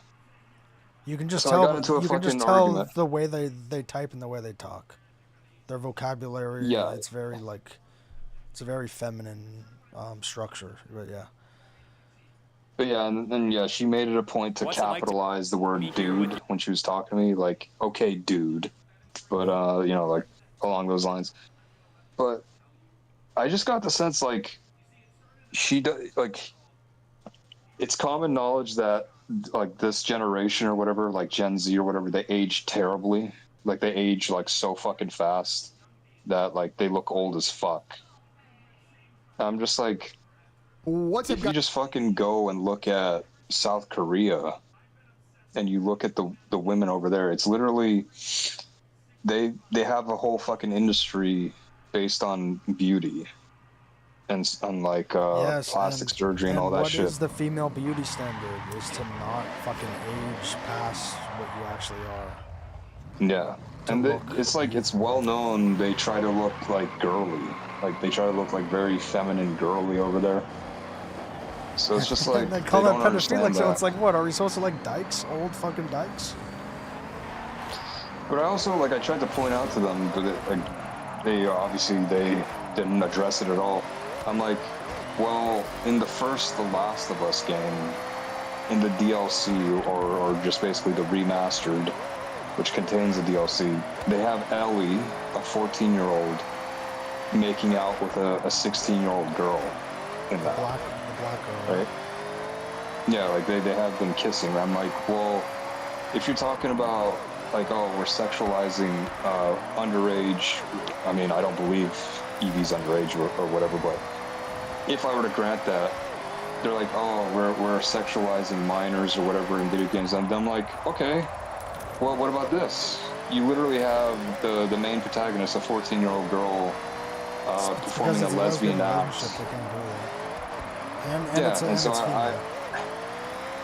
So I pointed out, it's like, okay, well, when a fucking Western developer does it, they'll hide it under the guise of, oh, you know, we're being progressive, we're exploring or presenting a sexuality that should be accepted and it's new and all that. And yeah, they didn't fucking listen to it. And then I said, okay, well, how about in the second game, you literally have Ellie. I think she's either 18 or 19, having lesbian sex with Dina, who's also the same age, and then in another part of the game, Abby, the fucking like the trans woman or whatever, she's basically the same age. Maybe she's like 20 or 21. They literally show her getting fucked in the ass. I'm not joking. They show her getting fucked in the ass. Yeah. Like he bent her over doggy style and he's fucking her. All and, like, it is, they're complaining all about it is fucking sexualization, dude. demonizing the male preference. That's what's been going on for the past 10 years. Guaranteed, she's probably fat. She's got short hair and her voice is annoying. She's got the fucking quad chin below her fucking neck. 100%. She probably weighs as much as me.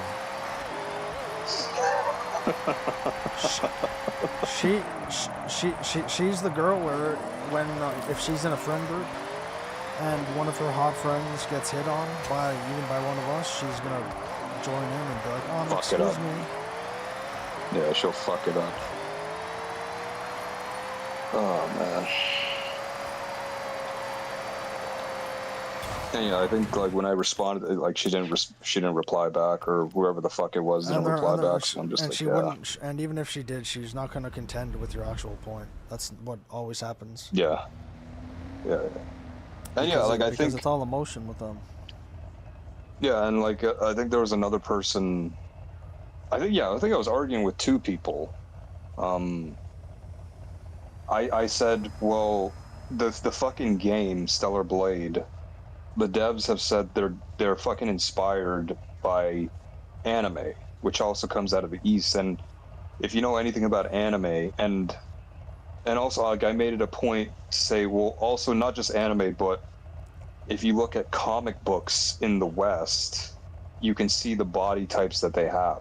They're all very sexy, all the chicks, but also all the dudes.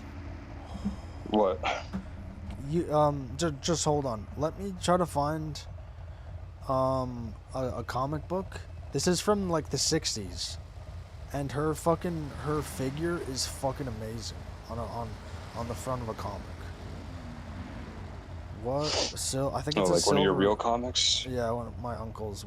I think might be a Silver Surfer. What Silver Surfer comic cover from the 60s has a woman with a green. How do you spell leotard? Is it just plainly? Is it retard but Leah? Leotard. Silver Surfer number 4. Let me see if that's correct.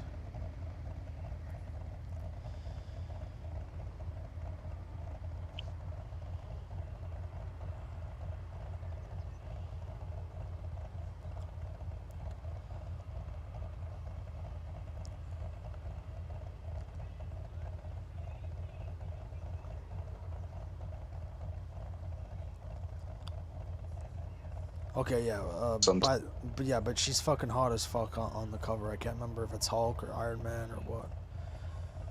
But yeah, go on. Like, in comics, they like to show the figure not only of the attractive women, but of males like fucking Superman and Captain America and and fucking Hulk when he's big, like an exaggerated version. Yeah, like I didn't mention this to him, but like I always thought like what about the fucking Batman Arkham games? It's like, it's a skin tight suit. You can see all of his muscles. He literally has fucking boxer briefs on, so you can see the bulge in his fucking pants. It's just like, it's just the fucking it's just the hyper masculine ideal, right? And then there's Catwoman in that game. Nobody fucking gave a shit because it was still, you know, before all this fucking nonsense. People could fucking understand it's a fucking, it's meant to be a fucking superhero, right? They're meant to basically embody like all our ideals. An idealistic version of the best of humanity, basically. And it's like, they want to act like, oh, we're all fucking pedos. It's like, okay, How about a show that you watched when you were a kid? It was called Teen Titans. Do you remember Raven in that show? Oh, yeah, yeah. There's a lot of hot shit with Raven, like the cosplays and stuff. Am I supposed to look at cosplays and be like, no, I can't look at that, even though the chick cosplaying is like mid-20s or something? You could look at her. She's attractive, but it's just like, it's like, what the fuck is the big deal, man? Like, she's a fucking superhero. It's like nobody fucking complained about it,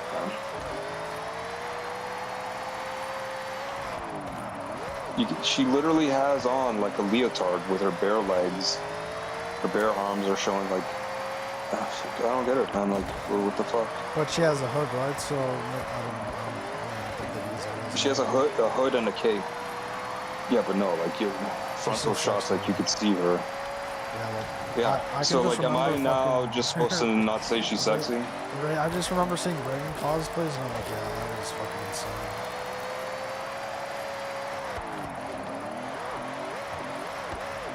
And there was one, okay, hold on. And there was one series of episodes in Teen Titans where, like, shit got real. And, yeah, let me send it to you.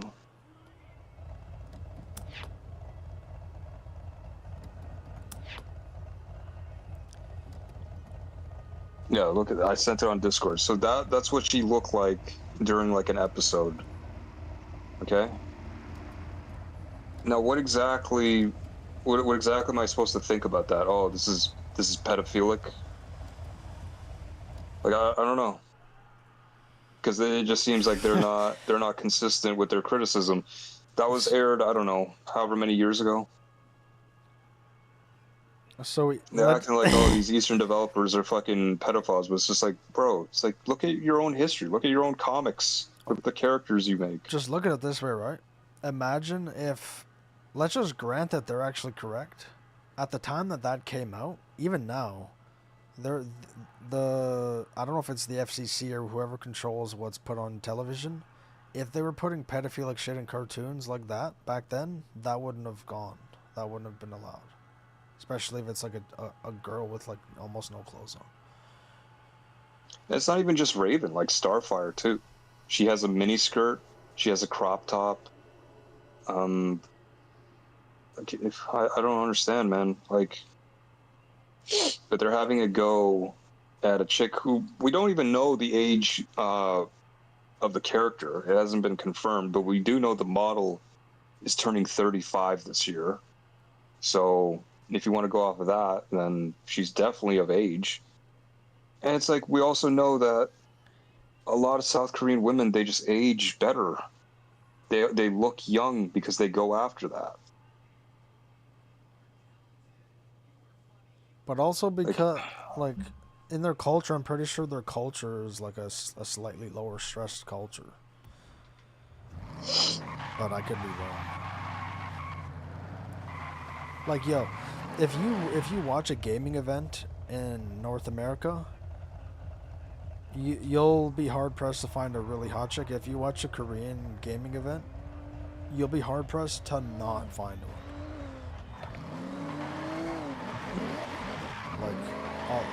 Like I know what they're referring to. I know what the fuck they're referring to. It's just that one shot at the very beginning of her face that really sent people over the edge. Like, I know what the fuck they're talking about. What, Eve? Here, I'll show you. So it's really this one image, I can tell you with confidence, that is getting people up in a fucking hissy fit. It's just that one angle of her. But it's like, if you look at the rest of the fucking trailer, you compare that to... Let me see if I can fucking find it.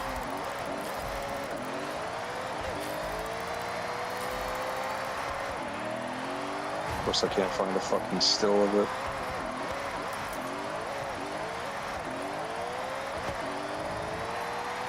But if you compare that to this one, all it is to demonize us and our preferences. That's all it is. It's kind of like if you're dating if you're dating a younger chick and like two older women see you with her in public, and they'll start talking shit, not because it's actually morally reprehensible, but just because they're fucking miserable and jealous. You send it? Yes, yeah, I'm about to send it. So wait, just because So like if you her compare cheeks are a little these chubby two- and she has like, but like she has like thick lips. What, just because Oh her my hair? gosh. So what are we saying? Women having short hair is now pedophilic or something? Like, what's the It's actual? mainly just like it's just because of, I don't know, her cheeks kind of seem like baby cheeks or whatever. Like she kind of looks like she has like a baby face, but it's like people have baby faces for fuck's sake. That's very Asian though. I know, but people don't seem to fucking understand that. And if you look at the other two images I sent, she looks like a fully grown woman there. Yeah, like I don't understand what the fuck the debate is. It's almost like they're being, and not to use this term loosely, but it's almost like they're legitimately being racist. Like they're just calling fucking Asian women fucking infants or whatever. Bro, like I don't know where this shit's coming from, man. Like that one with her eyes closed and mouth open, dude. She looks so fucking hot right there, man. Like with that hairstyle, dude. Like holy fuck. I don't think I've seen that.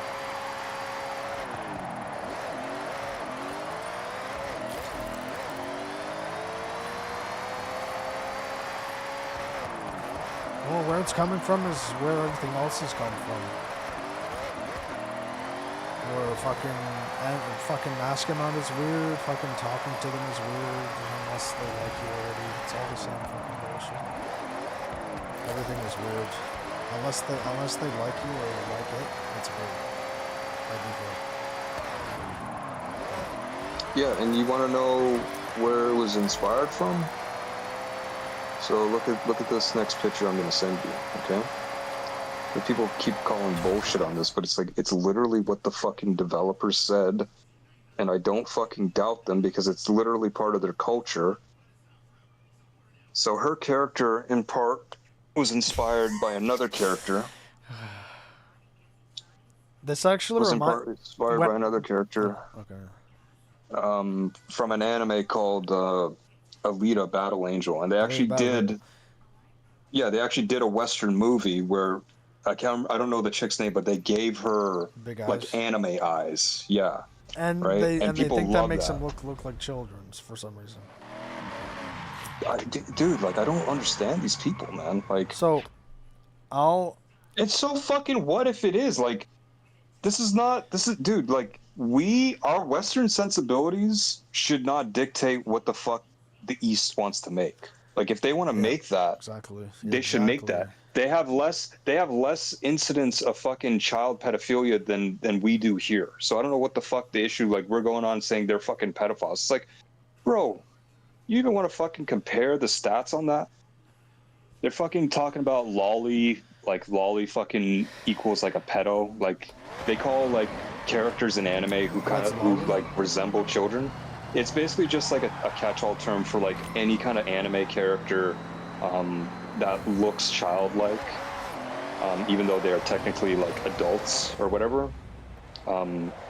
That's basically what a lolly is. But they're now saying, and Asmongold, this is part of his L take. He's like, anybody who likes lollies or is a fan of lollies, they're basically like a pedophile. So it's just like, but fuck off. Like, why do this? Why fucking do this, dude? So, one thing I wanted to say about that first picture you sent, you might not see this, but when I saw that picture, I thought of what's her name, Julia Impero. One, she's young as well. She's small, and she looks young, but she's fucking gorgeous. Like I got that same vibe from that picture and thought of her. So it's like, I'm sure some people would fucking say she looks like a child too. Like, even though maybe they're not saying literally. Like, I don't know if they're being facetious or not. That's one problem. I'm for sure. I think they are. But don't they know how fucking important that accusation is? Like, if you say, oh, you like children and these animals, it's like, that's a fucking big fucking accusation. That's not... Yeah, they don't care. They just want to win the argument. But they don't provide an argument. That's the problem with these people. No, the accusation is their argument. Like, that's it. Well, that's just an ad-hom. So that's fallacious on its face. Yeah, the whole point of it is not to debate the topic. It's just to fucking demonize you. Yeah, it's to delegitimize you as a person. So that's basically all it is.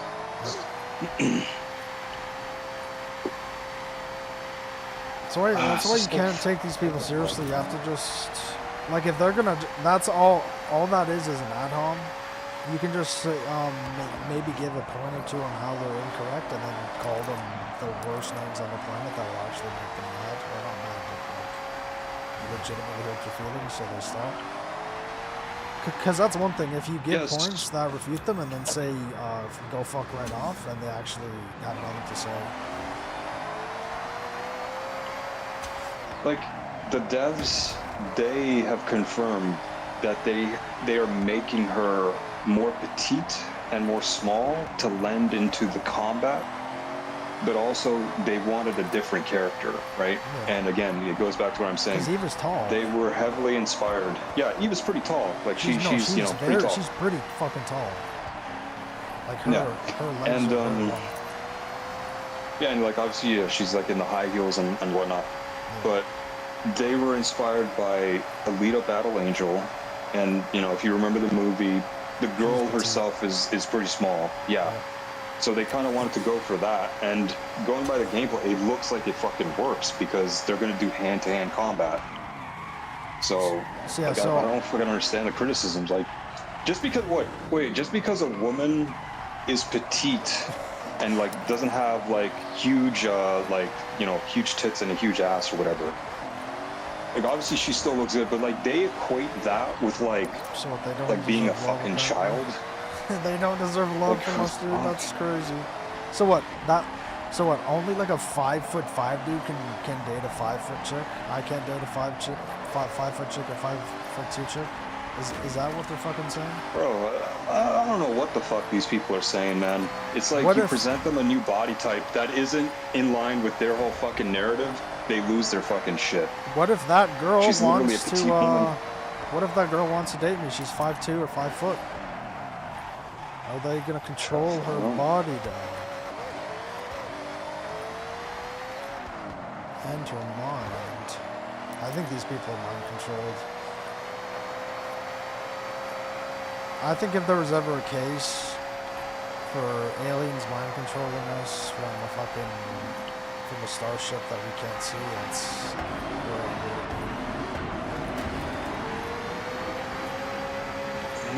we'll see when the game fucking releases. And the fucking devs are trapped, so the likelihood is they won't even fucking reverse it either, because they shouldn't.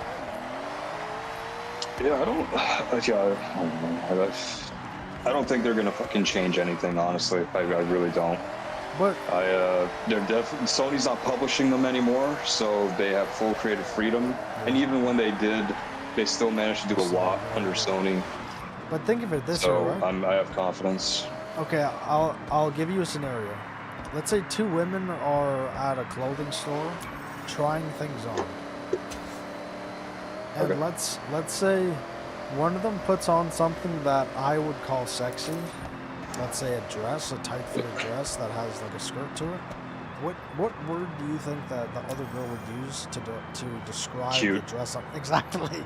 So their descriptors don't even make sense to ours. So them calling it pedophilic can mean the opposite to us. Because to us, that dress that is form-fitting, is a short skirt, and maybe accentuates certain parts of the body, that's not going to look... No, she might look cute in it if she's already cute anyway. Like, that's the thing, right? The fucking... Like, Eve, she has nice eyes. She's cute, too. She's hot, sexy, cute, all those, right? She might look cute in the dress, but she's also going to look hot. But they use the term cute for every single time a chick looks hot. So their descriptors are inherently different from ours. It's almost like their fucking brains work differently, but they don't understand that. They think our brains work the same. It's like the comparison I give to my sister. You like dick, I like vagina. Our brains are different. Our brains are opposite. That's just how it fucking works. When you realize you that... tell your sister she likes dick. Yeah. When you realize that, you just realize that our brains are different, so we're gonna fucking think of shit differently.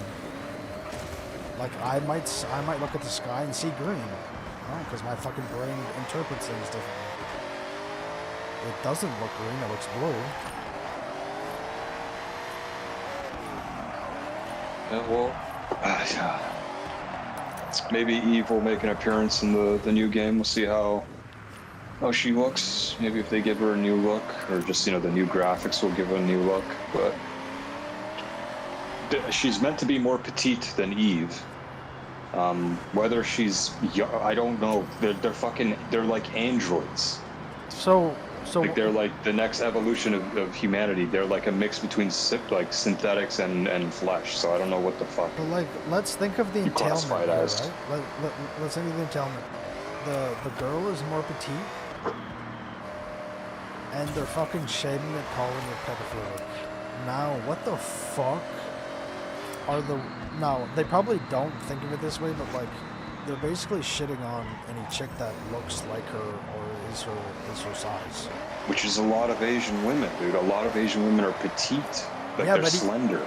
But even white chicks too, right? I could go outside, go to the mall, I'll see 30 Asian chicks that look like that, maybe even shorter, and I'll see a bunch of white chicks like that are fucking small. I worked with one that was fucking 90 pounds and she was like 5 foot. Hot as hell. Hot as hell. No, she wasn't 90 pounds. She was like 110 or something. I don't remember. She was thick. She was 5 foot and thick. She didn't really have tits, but like, are we supposed to like? So now we're allowed to judge them on their appendage size or whatever you'd call it, if breasts are appendages. You know, like, it's so hypocritical. I don't know what. Yeah, like I don't know what sexuality they're gonna make her, but I'm telling you, I already like her. I already fucking like her because she doesn't look like a fucking whale. And you know what? Like, it's that simple. That's what the women that want. Simple. That's what the women want. Women don't want to play as fat women. They want to play as women that are fucking hot. Every single game where there's a hot chick proves this. Tomb Raider, Heavenly Sword, fucking League of Legends. You know, people like to play Lux where she's really cutesy, you know, but she's fucking hot. No. In League of Legends, the men play the ugly women. The women don't. Like there's a big, like a fucking 30-foot tall fucking muscular chick that has fucking like squid tentacles. Basically, she has tentacles as an ability. Only dudes play it. All the girls like to play the hot female characters. I've never met a chick that mains Yasuo, Zed, Kha'Zix, Azir, Victor. It's always Lux, Ahri, Katarina, Diana. It's always chicks, and they're all hot. That's just how it works, dude.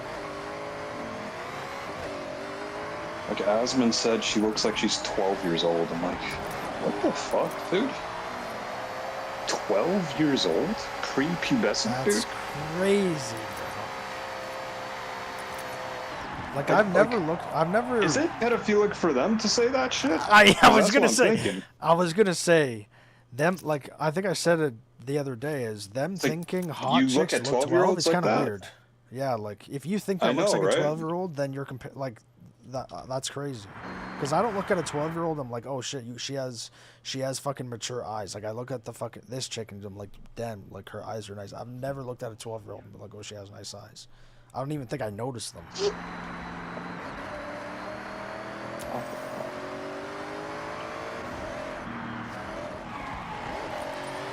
It's just weird though, like, there's so many aspects of it that it's not even just hypocritical. It also just doesn't have an epistemic basis. Like, they're not actually getting, like, I don't see where they're getting their actual stance from. It's just, it's either emotion or demonization, which isn't a credible way to get an opinion.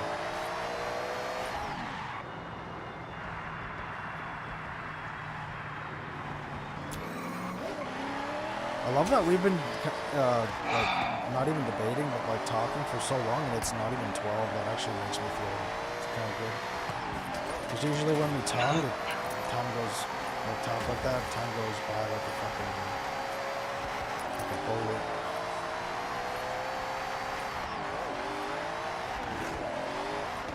The fuck, the guy only got 35 years? Yeah. God, such a fucking waste, man. Imagine someone commits, like, genuine murder and they're gonna be out when they're, like, 54. And that's at the latest. I think he can actually get out on parole a little bit. Like, that's crazy. Fucking retards. So, he can get out younger than both of our dads, because I assume your dad's slightly older than 55, right? Yeah, it's just around there, yeah. That's crazy. And he has no impulse control, and he's very entitled. He thinks he's tough. He wants to prove that he's tough. So he's gonna get out and probably gonna do a bunch of shit too. I wonder, like, I understand the pedophilic shit is obviously bad, so people in your neighborhood should be notified, but are you notified when a murderer lives in your, like a newly released murderer is released into your neighborhood? So I don't know if I've ever heard of that. I would think so, dude. Seems reasonable.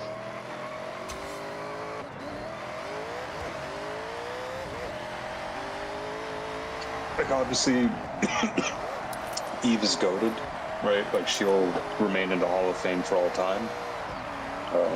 Given all the amazing memories, you know, she's given me. But this new chick, Evie, dude, like, I gotta tell you, man, there's something about, like, those chicks that are just, like, they're very compact. And it's just like, she looks good, dude. Evie looks good. Like, I just... Like, we don't get a clear shot of her ass, but her ass looks fucking nice, dude. The shot from behind, it's like, it's very visually pleasing. Yes, very. I just look in, like, but also, I just think her face is hot, too. I like her hairstyle as well. Even like, when you can have a chick with short hair that looks that fucking good with it, then you know she's hot. Because that's one reason in the Bible is because when a woman's divorced, she cuts her hair, so the next guy that's with her doesn't just get with her for lust. That's like the logic of it. It's like, yeah, look, this chick is hot, it's short hair, it's like really fun.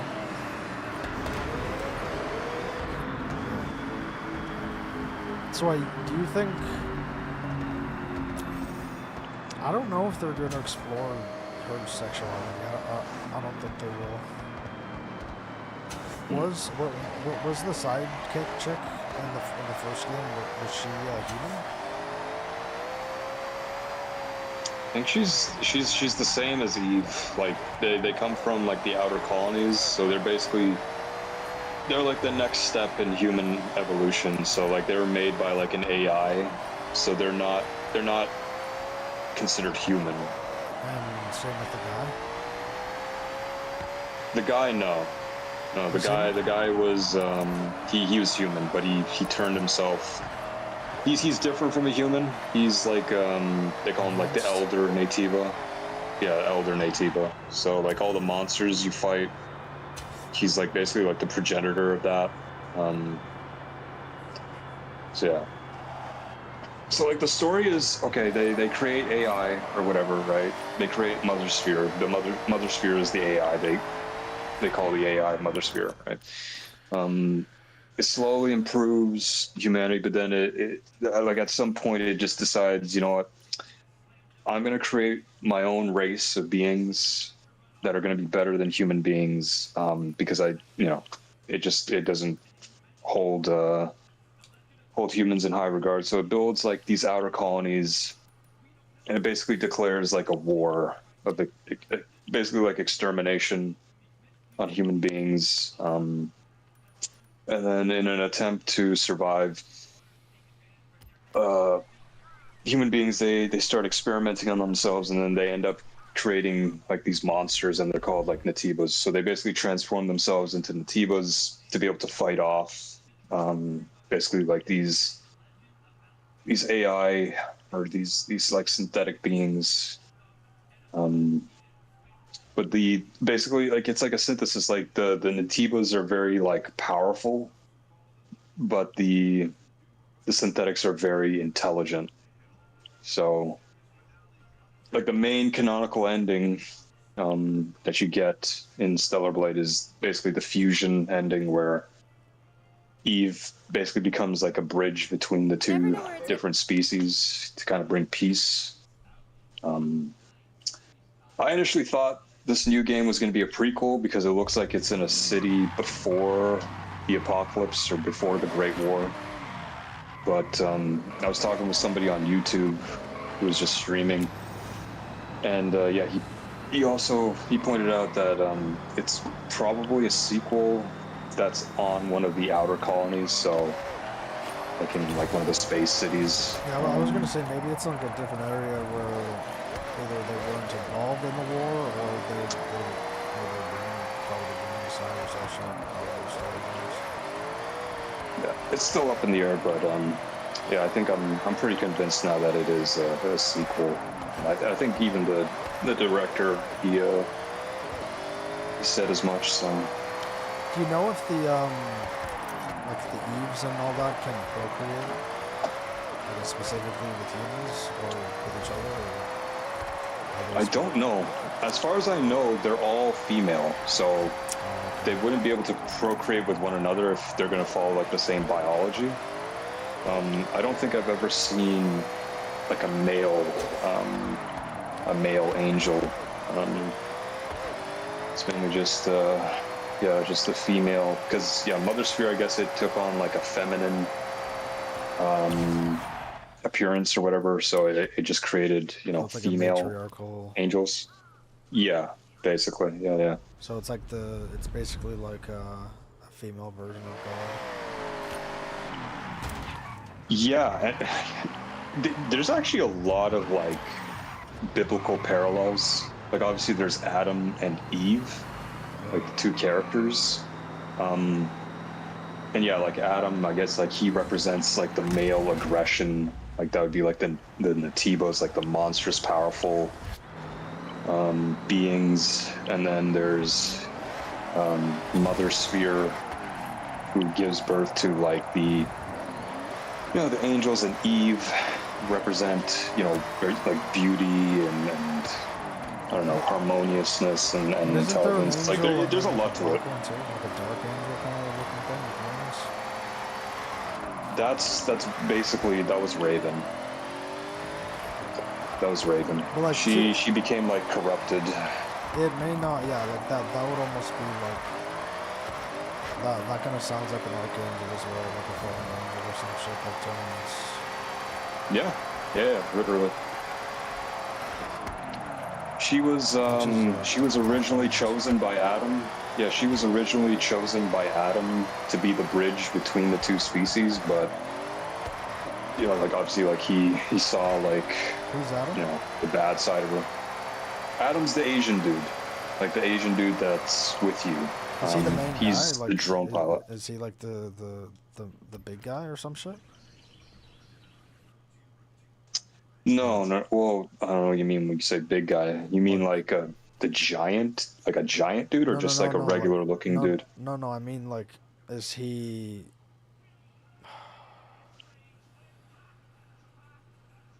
Well, what I think you said something earlier, where you made it.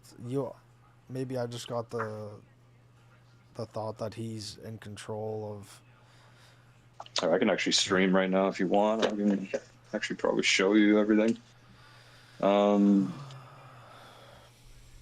I'll just stream. I'll show you.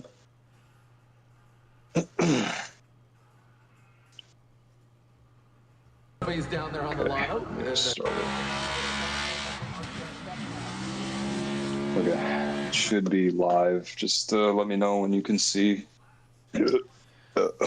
One thing that you can tell, even Asman doesn't, he thinks he knows his opinion is unpopular, is he didn't even upload the clip, because he usually uploads clips of big topics like that.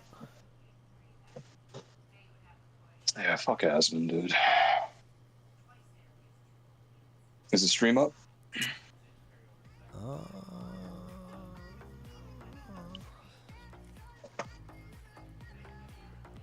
Yeah. Okay. On the fucking music, dude. So... Maybe their excuse for calling these women childlike is because they're fucking happy and they want to demonize women that are happy. Because you look at Eve and it's like she has a smile on her face. Okay, dude, so Adam is this guy.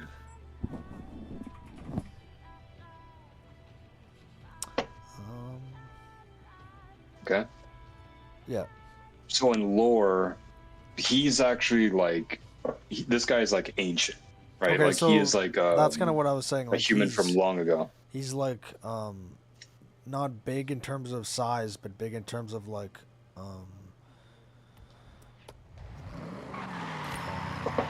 he's a great, like he's great, like yes. Okay. His actual form. So this is like his human form, right? His Natiba form is, so that's him partially. That's basically him like so showing Eve like I'm not normal. So he's like the angel. And then yeah, and that's his like final form.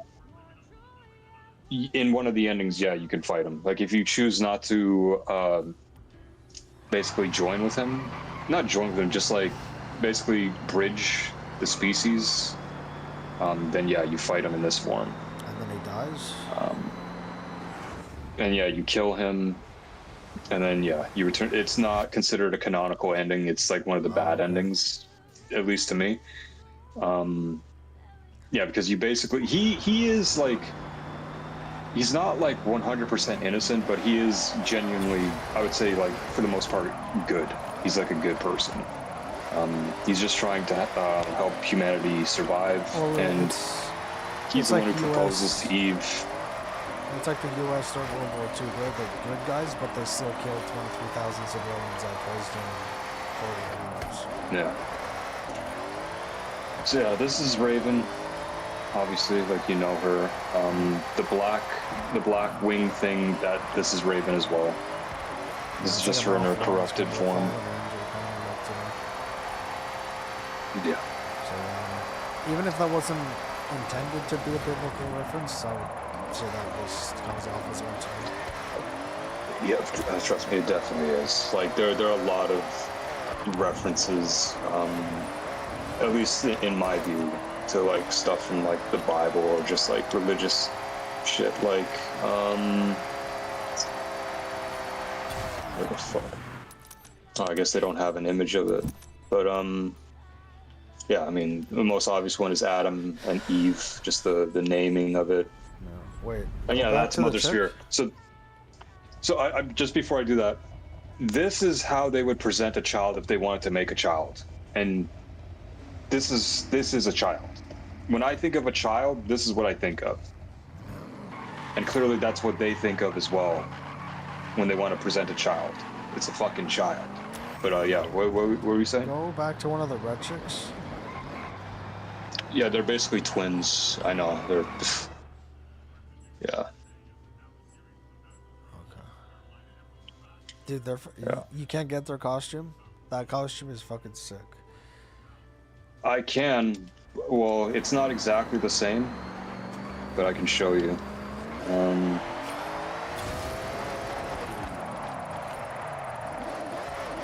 I think it might be slightly different, but you know.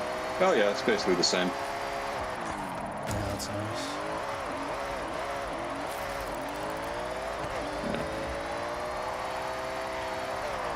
Just look at it in here.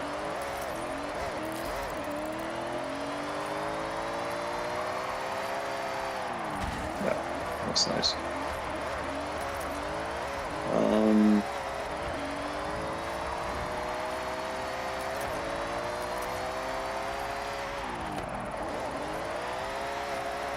Cake just in the way, but yeah.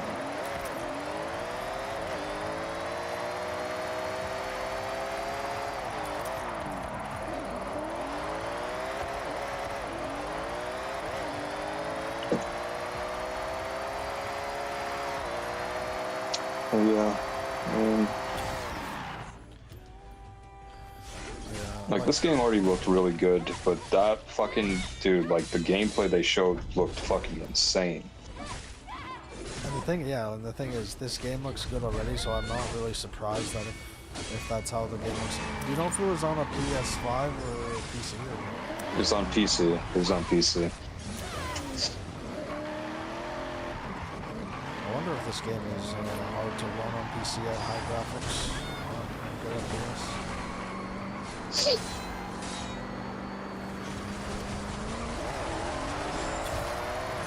I wonder how many patches the game has on PC. Just so, because it's a PC port, they usually don't run very well.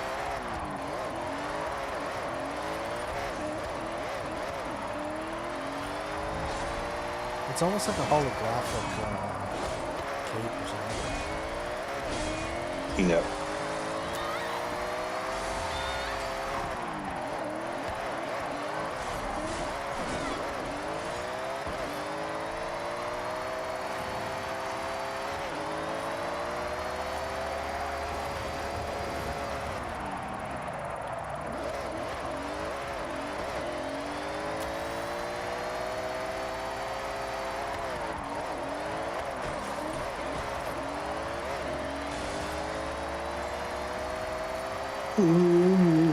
Oh, fuck.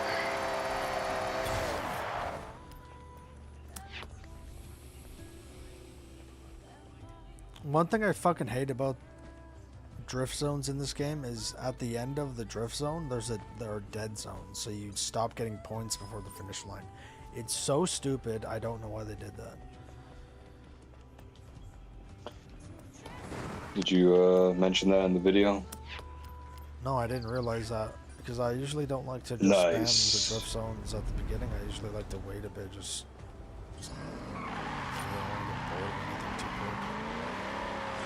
Do a part 2 video.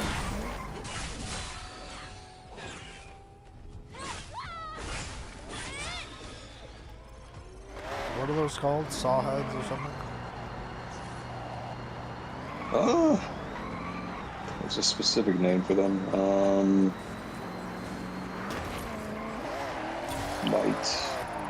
A borlet. No. Borlet.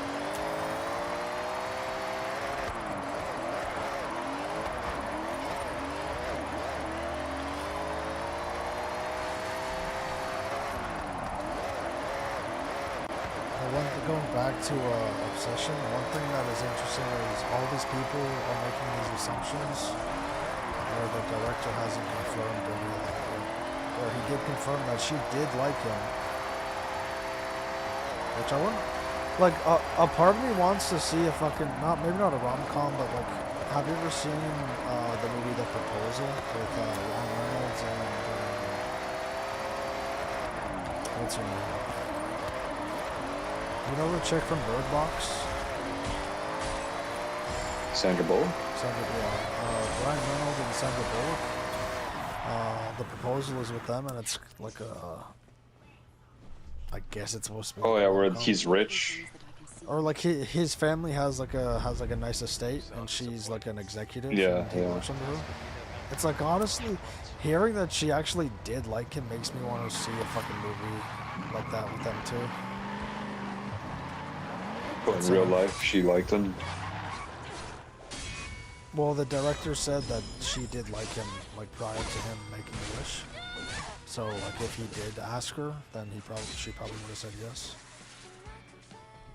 Assuming he didn't listen to the friend, that he has to be the worst friend I've ever fucking met in my life, or seen in my life. Nice. As long as he didn't say Freaky Nikki and didn't make the wish, she probably would have said yes.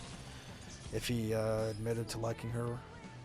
But then he wouldn't have had to admit to liking her if she didn't ask, because he called her Freaky Nikki. So he would have just had to either ask her out / say that he liked her. Yeah. It's something you'll never get even if you want it. That's kind of one thing I would like is fucking Elseworld stories like that. Like, I want to Revenge of the Sith, but Anakin doesn't turn to the dark side, or he doesn't get chopped up, so even if he kills Obi-Wan, I want to see what happens after that. Without him having to pick a So sword. basically, like Marvel's What If? Yes. But like in like proper movie form with the proper director, the same people that made the original. Like, get the same fucking cinematographer, or maybe a different cinematographer because it wouldn't need to be horror, but same director. I want the same character dynamics, the same directing in terms of acting style.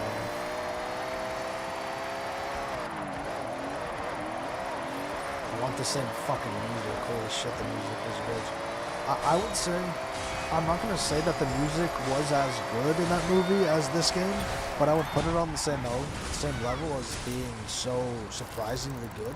Every time I heard music, I was like, wow, that's actually good music. Music in this game is goated.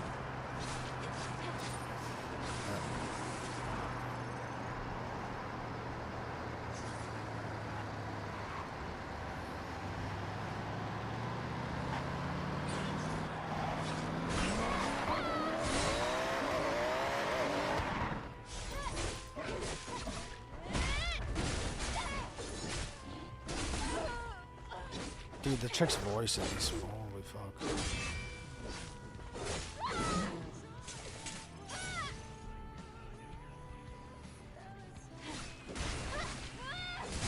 Dude, I don't believe these people are getting these fucking scores legitimately. There's no way.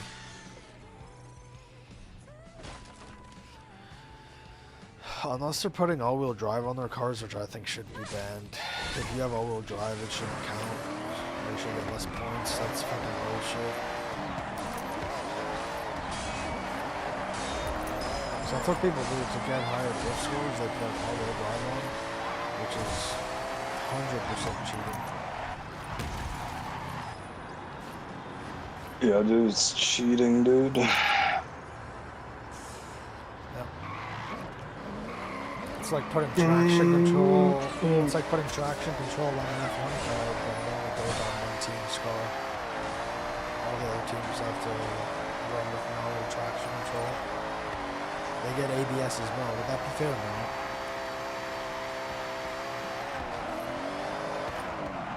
What? They're preventing me from doing the same?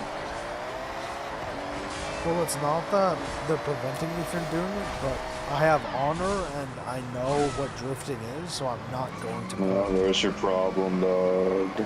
Yeah, I'm not going to put an all-wheel drive There is system no on honor. a drift car. There is no honor. Shut up. There is no honor.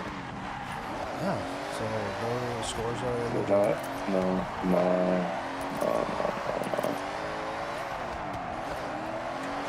I You're no would- fucking Japanese, alright? You shut your fucking I would mouth. condemn you to find a single car in Formula Drift history that has an all-wheel drive system. Go.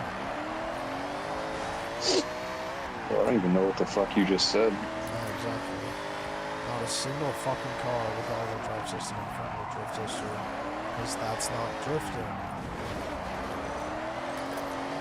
It's called Gymkhana. It's what fucking, I don't even remember his name. It's not drifting.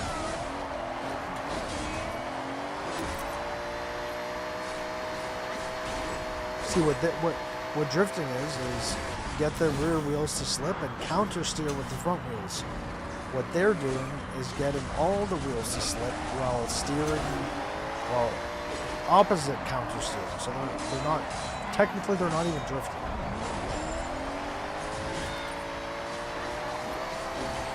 Like physically what they're doing, it doesn't fit the definition of drifting. Right. Yeah, it is. It's actually truly correct. I'm not saying you're incorrect, I'm just saying right, dog. You feel better about yourself now? Getting all that out? No, because it's not going to change anything. It's kind of like a person on Rainbow Six Siege. One guy's playing on PC and the other guy's playing on controller.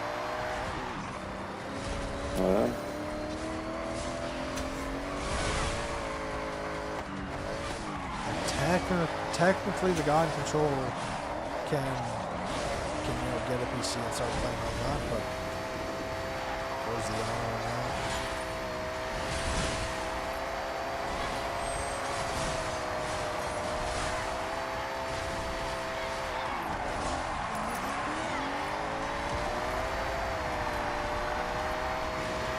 It's pathetic when I'm trying to beat my own score and I see these people doing it in the same drift zone and they have all-wheel drive going. It's like, dude, we're fucking pathetic, dude. Genuinely pathetic.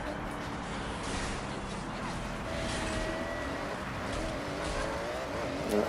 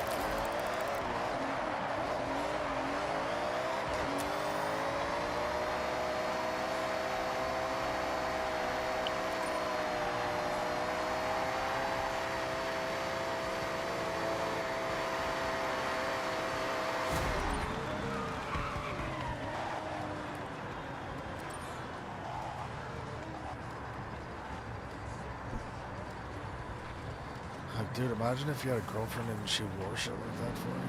Yeah, pretty lit.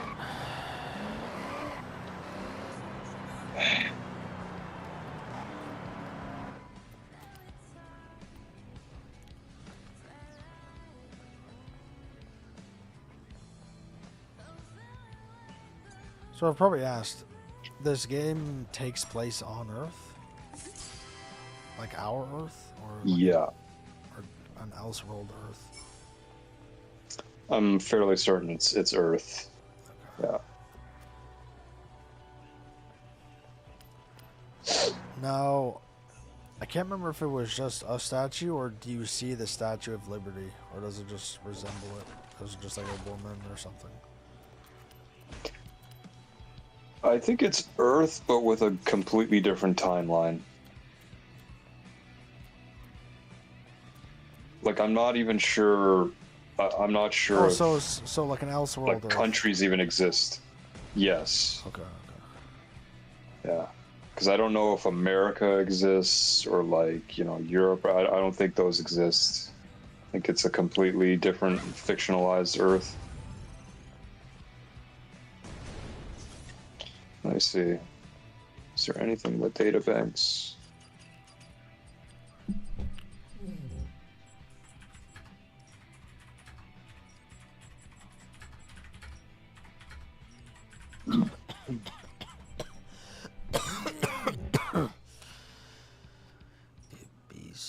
Suzuka Fuji.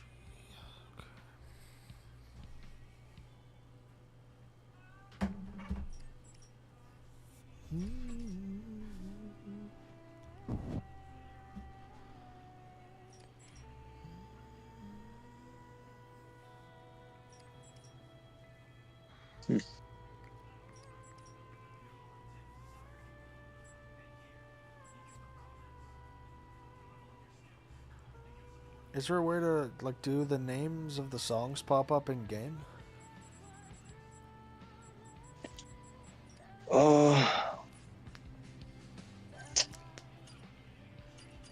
Let me see.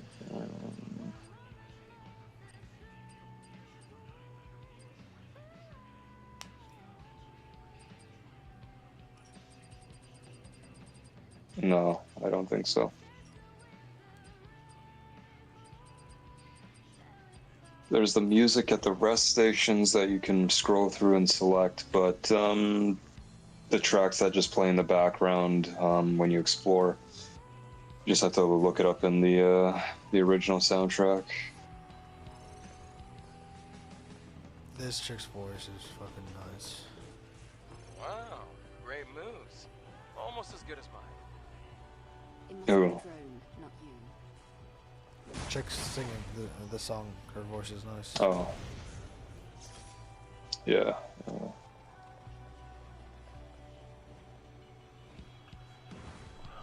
Yeah, I think she does a bunch of different tracks in the game. Can't remember her name, but I think she's Korean.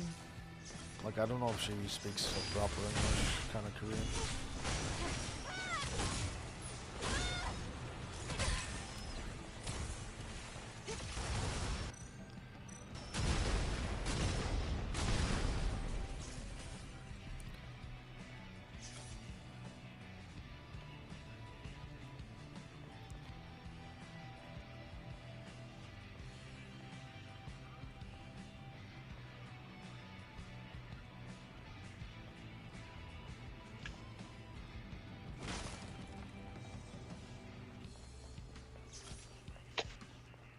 Oh.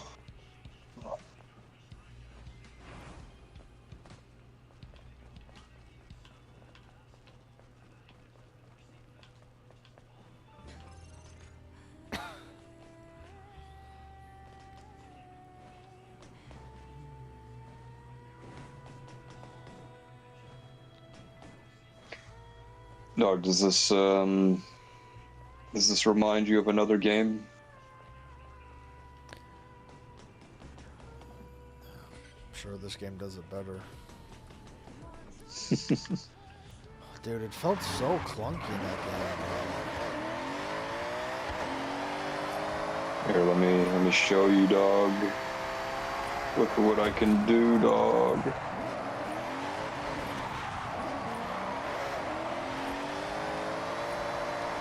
She does it so elegantly too. Yeah.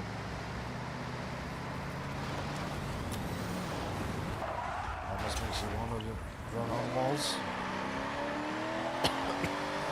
Yeah.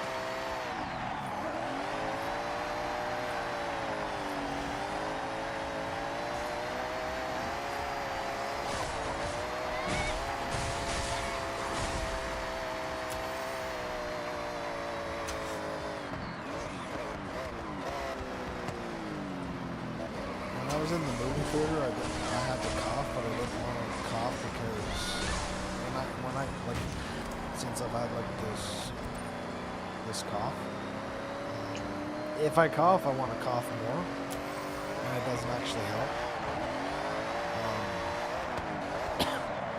So I just held it in, and it made my fucking eyes water.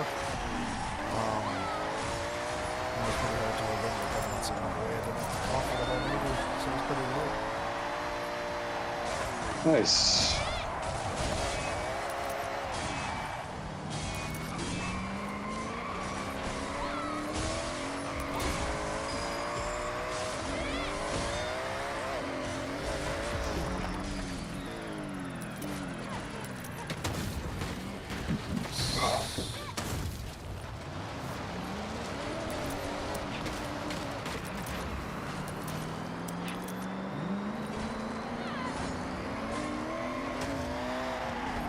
Dude, even the rocks look better in this game than that fucking piece of shit game. Nice, dude. Fucking hater, dog. The women in this game look better. Whoa. The music's better because I don't use fucking Star Wars music in a fucking Star Wars game. Dude, those hips, dude, the way they made her hips are pretty cool, dude.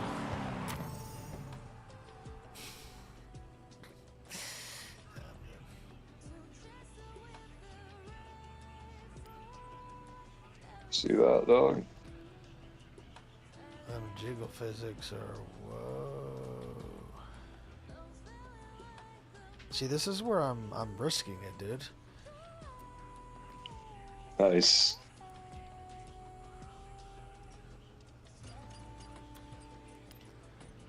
Damn, her fucking hands look cool too, man. She's got fucking cybernetic hands. Ooh. Damn, dog, the way she's blinking at the camera, dog. This guy, dude. Oh, man, this guy's funny.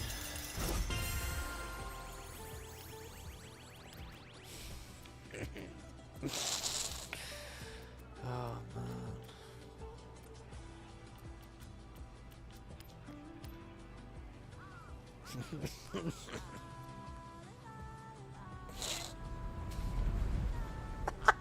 Holy fuck. Yo! Yeah.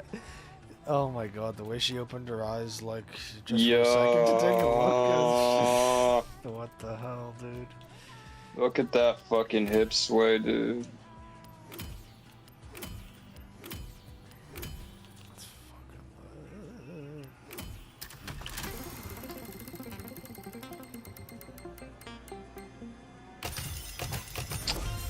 That is fucking amazing, man.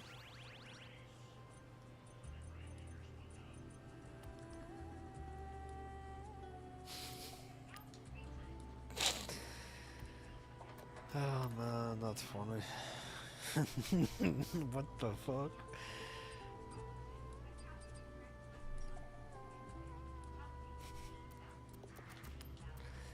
Nice.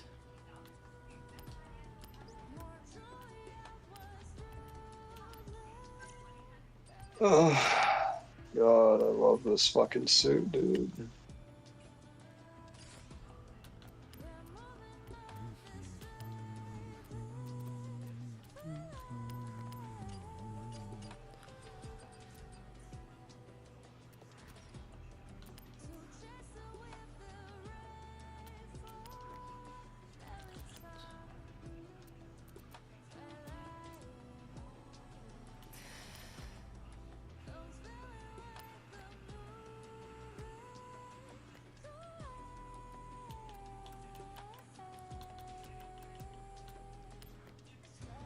It's almost like in the universe she knows that she just has to accept it and look at the camera, dog.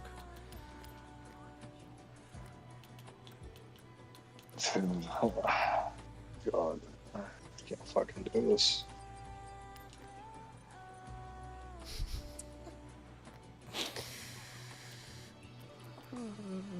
said you're resurfacing tomorrow? Yeah, that's why I said it's fucking, I'm risking it right now.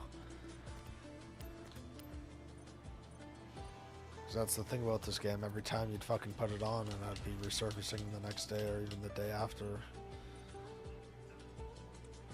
Like, who fucking came up with these poses? Yo, they're goated, dude.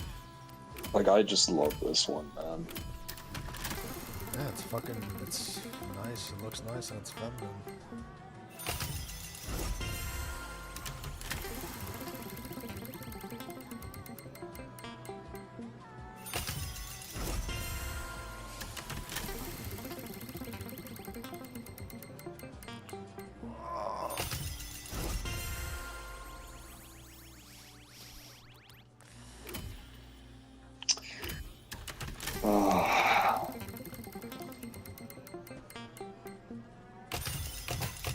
Well, I won't let you risk it, dog. Dog, what else are you gonna play? Oh, yeah, okay, I'll start the stream again. I'll make a game where it'll get rid of your temptations, dog. Fucking shit balls or whatever flying around. Yeah. Dude, that song, la la la la la. It's so troll, dude. Yeah, dude.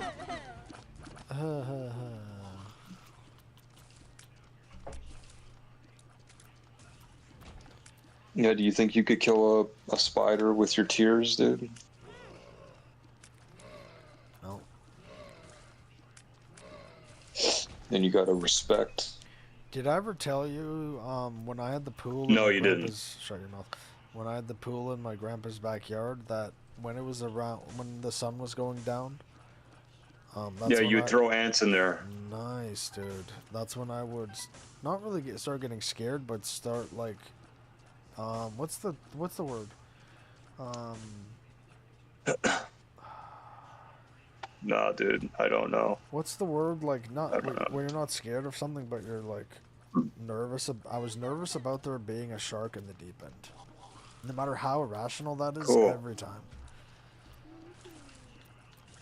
Yeah, dude, sharks are scary.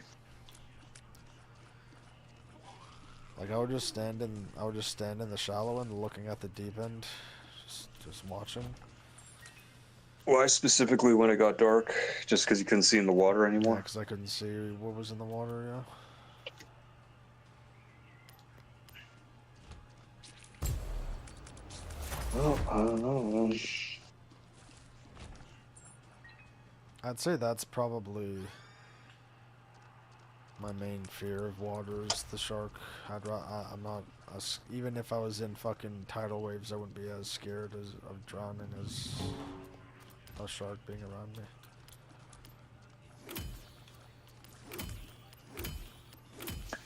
What if you looked, like, what if you were, like, in water and you looked down and, like, you didn't see anything, so you fucking resurfaced or whatever, but then you realize, like, wait, that was a pretty weird color I was seeing right there. And you look down again, and then, like, the color just, like, changes, like, really quickly, and then you start to focus, and it's just the giant eye blinking at you at the bottom. Then I'm probably gonna get on the boat and get to shore. But like this eye, looks like it's like, I don't know, like 100 feet across. I'm gonna try to get to shore as quick as possible. Yeah, dude. You think you can outswim something with a 50-foot eye or a 100-foot eye? Well, like I try to get away from it. They may not want to kill me right away. So what if you feel something like grab your leg?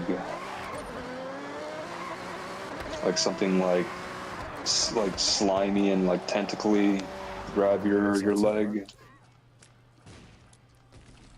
What if you have a pistol on hand? What are you doing? With just one bullet? I guess I'm getting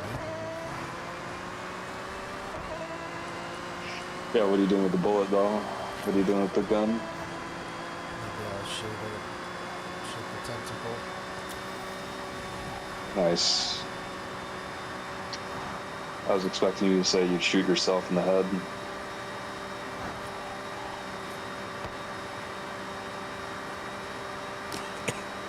But then again, I'm talking to a guy who thinks fucking Bear did nothing wrong, so...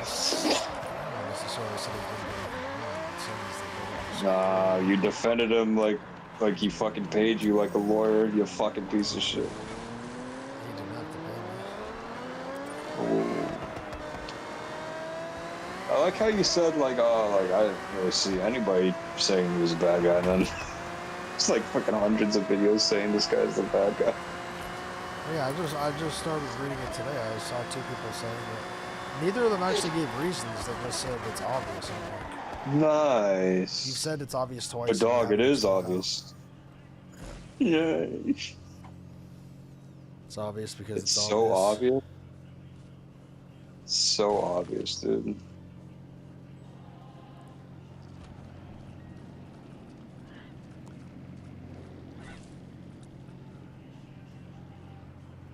You don't understand the power of the dark side, dog.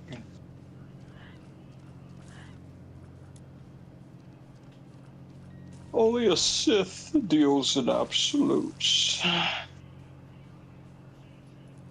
What the fuck do the Jedi deal in then, if it's not in absolutes? Fucking faggots? Yeah, Jedi deal in absolutes. That's just the Jedi being retards. Whoa, is you calling Obi-Wan a retard, dude?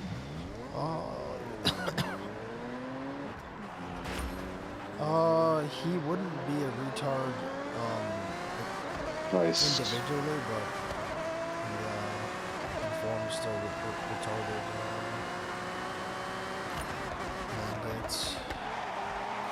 Well, that fucking retard beat the Chosen One, cut him in half, fucking left him to die, so I'd say he's pretty fucking based. The Chosen One, dude. More like a whiny little bitch. Oh god, you gonna say something retarded again, like freaking Darth Maul surviving getting cut in half? That whole fucking discussion, fucking retard. Yeah. Now I'm just wondering if you're gonna say any more retarded shit. No, you're the one bringing it I'm gonna down, cut you in half. Mars, I'm gonna cut you in half. You're on Mars. Nice, dude. I'm gonna cut you in half and see if your guts don't spill out, and then kick you off the CN Tower, see if you survive, okay? Hey, bro, what do you think about Iron Man and Thor? Or Captain America, bro? Like, what? Nice. Guy's in the wrong fucking universe. Exactly, that's why I said this guy's on Mars. Fucking piece of shit. This guy's on Mars is in this universe, dog. Dog, Mars is like 9 months away, dog. We're talking about in a galaxy far, far away, dog. Bro, my guy, you see how my guy is like shaking? Like his eyes are just shaking back and forth? Yeah. It's because he's heard so many retarded things come out of your mouth tonight that he's literally having an epileptic seizure. He doesn't have any arguments to refute my comments. Guys, Ben here, bringing you another video today. I haven't done a tier list in a while. I did one before the last major. You know, he's just in shock. The week of the online qualifiers for the Major 4 cycle, as well as the final minor tournament of the season. I think it's worth revisiting the tier list, especially as we head into the final of the season. He's depressed for all of mankind. I think we're starting to see a lot of separation, a lot of nuance between the teams. So I want to rank them all in the different tiers. Let's dive in. All right, like I said, this is the last tier list I did before. Seems like you're a force for retardation. So there's going to be some changes because that was a 3-day event, and also we got some playing 3WC stuff. You hear that noise whenever this guy coughs out a fucking piece of shit, dude? Top of the class are going to be your really 2 teams that I think will separate themselves you make when you from cough. everybody else. Sunday regulars are going to be the rest of your top 3, top 4 teams. That might only really be like one team that kind of play. You'll see I'm telling the truth. Moment. Might be actually probably 2. Well, I think 1, maybe 2. We'll see. Might be contenders is going to be kind of look the at that. rest See? of, I don't know. Speaking Normally, of the the rest of the top 6 is going to be a couple of teams like I put in here. It might be a bit of a double mess. Rounded on a Saturday is going to be the teams that are going to get eliminated pretty early on. I'm going to have to change this. My appendix just fucking exploded. Because I think that some teams will be getting eliminated on Friday with how I think that this tournament is going to play out. Well, I think an appendix can regrow. This last category is on to EWC, and there's a couple of teams that we're going to play in this category. So let's start kind of in like reverse order the way I originally ranked these, and have because I don't want to fucking get the opinion of some fucking guy who defends Bear, okay? Chat GPT gets it wrong all the time. It's not a great source for trusting. Yeah, apparently this fucking guy can go to a movie theater and sympathize with the villain.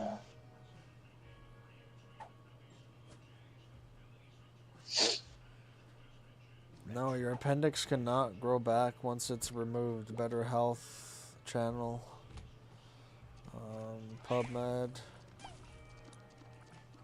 Well, I guess, I don't know, maybe there's shit clogged up in there. I don't know what the fuck is going on. So partially removing an appendix leaves a stump behind, which allows for recurrent appendicitis, but that's because there's still part of it left, so that doesn't count, because it's not regrowing. Well, it's if not these faggots left part of it, then I'm gonna fucking No, kill it them, wouldn't dude. be appendicitis, it would be the scar tissue, if anything.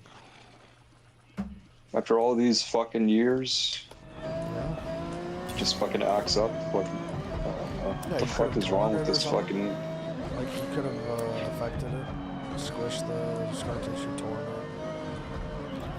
broken it up somehow. Great. Like with my back, the spinal surgeon said even if we did remove a part of your disc, since a part of it is poking out into an area where it's not supposed to be, your body has now memorized that and it will grow scar tissue there. So even if I did remove that part of the problem, the body would just grow scar tissue there. So I'll probably get the pain back anyway. Fuck. I'm just Let's gonna start with watch you Cloud9 New stream. York. I mean, what do you want me to say about this team, though? I mean, they went to Major 3. Nice, dude. The guy turned off the stream. Lost the Falcons, beat Rocky Nice. Sports. Fucking retard. And then since then, they've had 3 L's. And they look like they're getting better. But, like, really, how good are they? They're basically playing for EWC at this point. This I think guy's just still leave them rock fucking bottom. playing this fucking piece of shit, There's dude. not And he really hasn't much raced else for one me to say fucking about person C9, bro. because Like, he they're knows just- if he they're not fucking as races a talented, person, they're he's not gonna as smart fucking as lose a other race teams. They because need this a lot of guy's roster actually a changes. shit I don't know what's fucking going on there. drifter, a shit They're fucking on to racer, others. a fucking... And another team that I think is also in a situation Yeah, go is fuck the yourself. Boston You know Breach. exactly Now, what it since I means. last did this video, Fucking Boston piece of has crap. made some changes with TJ coming in, but it hasn't exactly, you know, really changed my mind. This guy Okay, so fucking they've shows won me 2 Drift Zone matches like I against give a shit about C9 Drift in Zone, dude. Like, Vancouver, shut your which was fucking mouth, kinda bro. bad. Then they lost to G2. So, like, maybe So do I I have just put C9 I've raced 100. I've been in on the 130 EWC races. thing? My I don't podiums know. are We'll move Boston 170. up for now, but I'll probably move them back down. Then None of them against actual players, you and C9 fucking all piece kind of in the shit. same boat. Yeah, I mean, I guess we might as well move to Vancouver Go, at this point. face actual Completely people. No, different no, lineup go do from it. what they played. Face actual people. You know, the last event Ghost, you was Blaze fucking Lunar, piece of Blaze shit. Lunar, Play with so Ghost. two Carolina No, players, shut Mamba your coming fucking over. mouth, And it's man. possible this team maybe with this guy doesn't want to players fucking... find some momentum, but they no. really haven't done anything. They This got guy just 3 doesn't know how to race, dude. Game 5 versus Boston. They beat Miami, who are really struggling right now. And then actually kind of played Nurse in Game 5 with FaZe. But they have a very difficult schedule coming up with Gentleman Steves in Miami, and I think these guys are a candidate to just get rounded early on the tournament. If you can win one fucking race, dude. I guess why don't we do this to kind of help? I'll say you're pretty good, dude. Why don't we change this category to Yeah, early weekend you'll have exit, my and why don't we admiration. move Vancouver? I was gonna say I was gonna Boston, give you C9 down $5, here but just I'm to literally kinda fucking even broke right now. So So I'm like, let's talk about Carolina because we got to decide where Carolina falls in this situation. What do you say? Carolina's lineup for this upcoming major includes Standing. What do you say? Obviously, with Braves on his roster, and they have a very tough schedule with Optic Falcons and FaZe coming. Oh yeah, my mistake. And they're 1-2 so far in this fucking split. forgot. It's too much to fucking to read and listen at the same time. I was saying, if you want to race against players online, I would say you're really good. They have a chance with this combination You have of players. my Maybe with the right draw, get top my 6 admiration. if it all lines up. I So don't what do you know if say? they get Are you gonna rounded. do it? I don't think so. Or are you I gonna think puss they'll out? win one right now. match. Are you fucking But they're a watching me, you fucking faggot T6 retard? candidate, assuming But they no can get past ghosts. this crazy No schedule ghosts. and like win 1 or 2 matches and lose his bracket. No ghosts. I don't think. No, dude, that's not a race, man. No ghosts, dude. Yo, you're fucking gay, dude. So I think I'm gonna leave them. So fucking gay, dude. Early we can exit for now. For now, we'll see how. He says he's fucking doing it, but he's not even fucking doing it. This is the most pure All form of a right, race. next up is Minnesota G2. This Fucking is faggot. obviously the team where Nasty and Envoy have come in for Estrel, who went over to Gentlemen. I don't understand why people insist on making themselves even worse in somebody's eyes. You know what I mean? It's like you're trying to prove somebody, you're trying to prove to somebody that you're good, but then you fucking say some bullshit like, yeah, dude, racing in Ghost is the pure form of racing. It's like, oh my god, man. They're going to be fighting really hard to not go like potentially like 1-4 in this split because I just don't think it's like some fucking faggot coming to me with an electric fucking vehicle saying, here this fucking engine, and it's a fucking piece of crap replica sound piece of shit. I think they're in the same category I'm just like, dude, Carolina, fucking where gay is this person. can kind of get to T8, T6, but I'm going to leave them in this early weekend exit category of teams and players. Now I want to jump around a bit. We're going to start with Miami as we kind of work through the middle of these teams because Miami are on a deep slide, having replaced Tracer Real. They are on a huge L streak now. Since the major tournament, they've lost twice to Optic, once to Gentlemen, once to Falcons, and once to Vancouver Surge, and it wasn't even close. Yeah, you know, it would go a lot quicker if you fucking turned off Ghosts, because there's not a lot of fucking real racers who want to race like pussies. Miami right now with these qualifiers haven't looked good, and I'm a little worried with Real.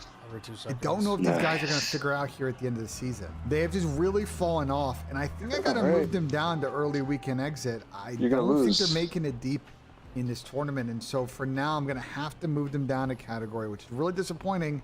We've been waiting for Miami to be good at a tournament all year, and I just don't know if it's going to happen this year. They may have ruined their best chance early on in the season. All right, now we get into kind of the harder teams. These are the teams that are really hard to rank.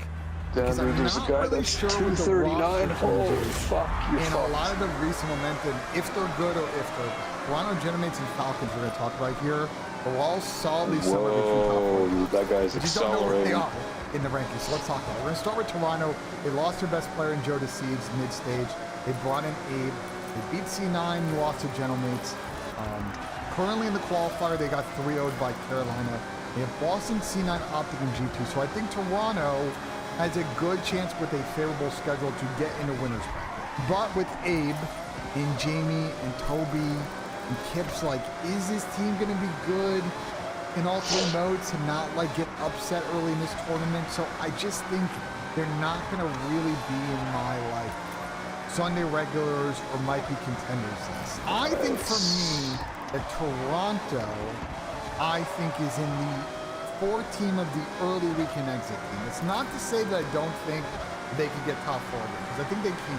But I'm just a little worried about this team and the change and losing Joe, that I think Gentlemen and Falcons may be a little bit better than them. And I think Toronto can find a way to get top 6, but I think their window Where's the dude in first place? Unless Abe really takes a step up. But that is one of them. So, okay, we have to do Falcons, Gentlemates, Thieves, FaZe, and Optic. I haven't talked about either of those 5 teams. But again, let's do Gentlemates and Falcons before we get to the top 3 teams. And I think I feel pretty good about putting them in might be contenders, because I like the chance of one of them moving up to Sunday regulars. They both have upside. They both might have some issues. No, you let's don't. talk about. Stop. Falcons continue to be like a really mystifying team to me, because when you look at their overall numbers this season, they're actually no overload, 500 hard point, the S&D has been great, but it's been better recently. But the results against good teams just still aren't coming there, and those are really the only teams that they're losing to, right? Let's go all the way back past the major, up into the beginning of the major 2 qualifier. The only teams that they lost to, I can't wait for Gentlemates to win. FaZe, Optic, Thieves, and Optic. So they're beating everybody else. They're beating all the mid-pack teams, all the bottom-tier teams. But they cannot find victories consistently against the top teams other than their 3-0 victory against FaZe at the major. Well, they're probably better than your team, though. They need to figure out. They're solidly in the middle and need to punch above or at their weight, which you're not. They are 2-0 in the qualifier. They have Carolina, FaZe, and G2, so they should make winners bracket. But I don't think I've seen enough from Falcons to say that they're Sunday regular because they haven't made top 4 at a tournament. I'm going to put them at the bottom of the might be contenders list, and I'm going to put Gentlemates above them. You proved me fucking right, dude. You proved me right. I don't give a fuck. I said win. I said win the fucking race. That is a win. Beat Toronto, got smoked by Optic. They just need to get some practice under their belt.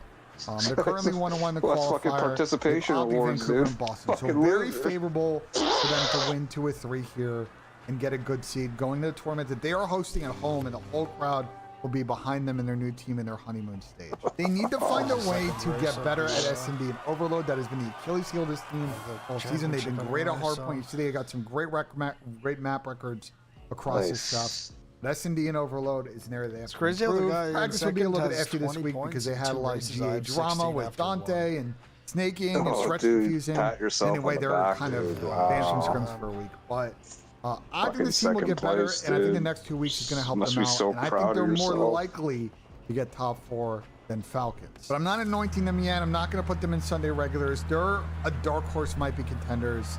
Can definitely make deep in the weekend if it lines up for them. So, all right, we got 3 teams left. I'm going to put Thieves here. And I think FaZe is going to be our only team in the Sunday regulars category because everybody below them has not been getting solidly top 4 all year, and FaZe have been. What if I got food poisoning or something? Lame. Well, other than minor one, which they lost to Miami. Outside of that, they've been pretty good in these tournaments. But I will say they have been playing the croissant. The major 3 qualifiers, from Tim's, the major 3 tournament, and then there was just the results. And they lost to Thieves in the game 5 of the qualifier. Fucking Vanilla Cocos. Beat Vancouver in game 5 that was sketchy. And they have a tough schedule. Gentlemates from Miami, the in-office machine are going to be in a weird spot where if they can't get some momentum this weekend, they're going to need some help to try and make winners bracket this event. Do not be surprised if FaZe Vegas team starts to lose because of this very tough schedule and the fact that they're not playing great ball right now. I think to me, they got to adapt this. Is it not possible to get food poisoning from that? You got to make smarter decisions as a team playing clutch, and they weren't exactly been doing that the last couple of matches. But we got to base it on current form in the full season, and if we do that, they've been solidly finding a way to at least make 4th when they're not playing well, and so we'll leave them in Sunday regulars for now. Again, the Gentlemates and Falcons still got to prove to us they can punch into the next category. All right, let's talk about Optic because they're the number 2 team. I'm going to put Thieves ahead of them because Thieves have now won the major.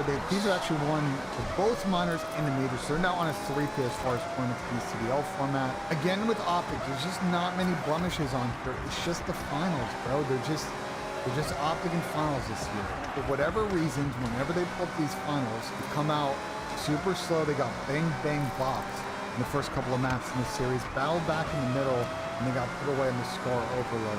So at least they battled back in this one, but they keep getting pummeled in these finals from the slaying team.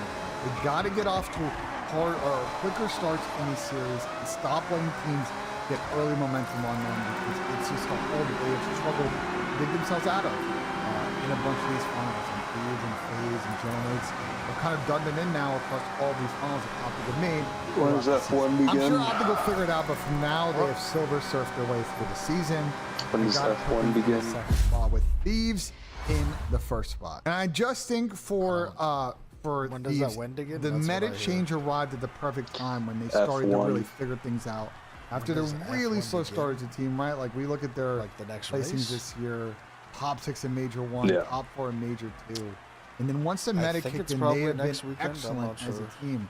And there's just no real blemishes on them. The only losses really since then have been the G2 and Carolina okay in the Major 3 qualifier, kind of at the tail end. Then going into the tournament, the only real losses to FaZe, who they played about 1 million times. No, the next one is this weekend. They have a pretty easy schedule coming in, so like no real concerns for Thieves. They're just gonna cruise in this tournament, probably make the finals, and will Optic battle them? It feels like to me it's Thieves and Optic the rest of the way at the moment in the finals, unless Gentleman's or FaZe or Falcons could really figure things out. So yeah, this is my ranking of teams. Thieves and Optic top of the class, Thieves 1, Optic 2, FaZe in 3rd. Gentlemates and Falcons following up FaZe. I think they're kind of in a position where they can crack into some irregulars, but Falcons got to play better against better teams.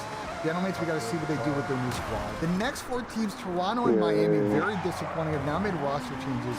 Toronto basically the Borussia Dortmund of the CDL, and now they're going to have to rebuild. Miami haven't looked great with Real. They got to figure it out. G2 have made some changes. Still think the Slane's not there. Carolina made some changes. Still think they're inconsistent. And then Vancouver, Boston, C9. Maybe find a way to get one serious win and get top 8 this tournament. They're really thinking about post-champs, EWC, and then into next season. So I feel pretty good about this tier list and the rankings I have after the first week of Major qualifiers and your minor 2 tournament. So let me know what you guys thought of the video. Like if you enjoyed, subscribe for more. And as always, guys, we'll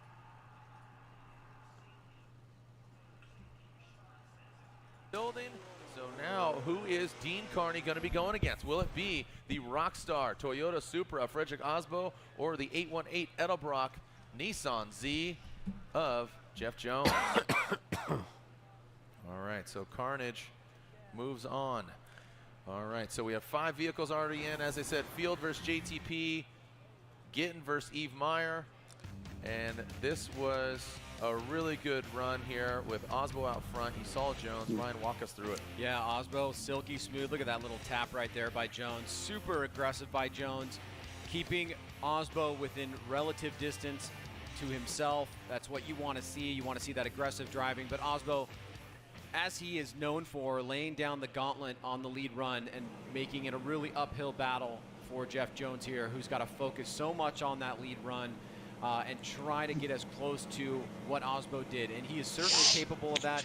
He had a good day yesterday, but Osbo is also going to be in a position where he's going to want to stay aggressive to Jeff Jones. Oh, man, people around the world watching. Jeff Jones, his wife in the building. Osbo, don't know where Hunter's at, but here we go. Jeff Jones leading. Frederick Osbo giving chase. Jeff Jones initiating into that first front clip.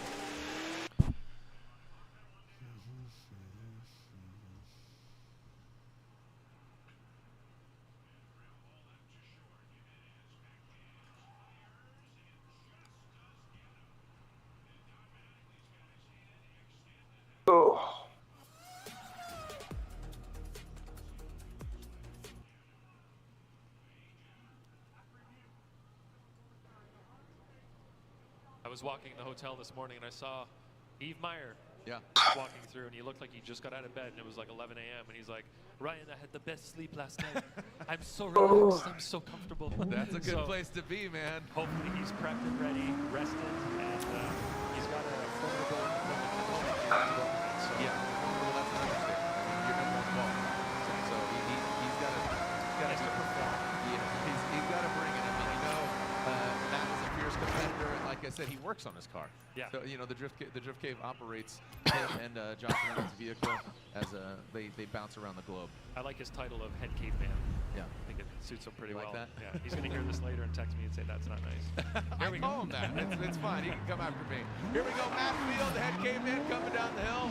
Let's slam it in there. The Beast of the Bay. E. Meyer go inside the house. There you go. E. Meyer feeling relaxed and feeling the pressure. Is Matt Field? You can see him some shimmy there in the back.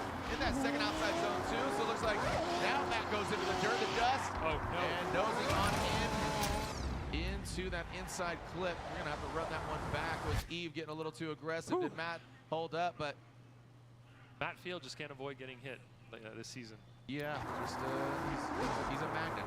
Magnet Field, that's his name. Magnet Field. Right, we're gonna have to see the replay of this. Hopefully we have a drone view, and the drone, as you can see, is in the air just above it right there. So hopefully we have a good view. This is gonna take a few minutes. It looks like Matt Field's car on its own, and the track is completely covered in dirt. So I agree, and this will take a minute. So let's watch the replay here. An initiation that looks really good. E. Meyer nice and close to Matt Field. E. Meyer drops a tire on the downhill touch as he goes up the hill. You can see E. Meyer's on the tighter line right there. Doesn't get an outside zone number 2. And you can see that he taps Matt Field's front right. So from this view, hopefully this gives us more indication of what's going on. They both got into outside zone 1 pretty well. Field one, number 2 beautifully there. And then you can see, yeah, it looks just like Eve Myers being a little too aggressive. He has lower angle, he's on the tighter line, as he did miss outside zone number 2. And he got into the front wheel of Matt Field, which then caused him to spin. Of course, he's locking up that inside wheel, which is just creating a rotation point, a pivot point in Matt Field's car. And you can see right there, he just kind of surges forward a little bit. I'm sure he's just trying to stay close, not done on purpose, no malice there, but of course he's trying to push as hard as he can because he needs to stay close to Matt Field. He can't let him get away. As you're setting yourself up to go downhill, that's an area where it's very easy for that lead car to pull away. And if you're not close,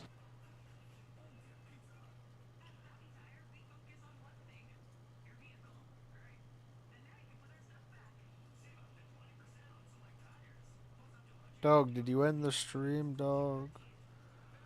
Whoa. Watching you. Oh. But what? Fuck you doing?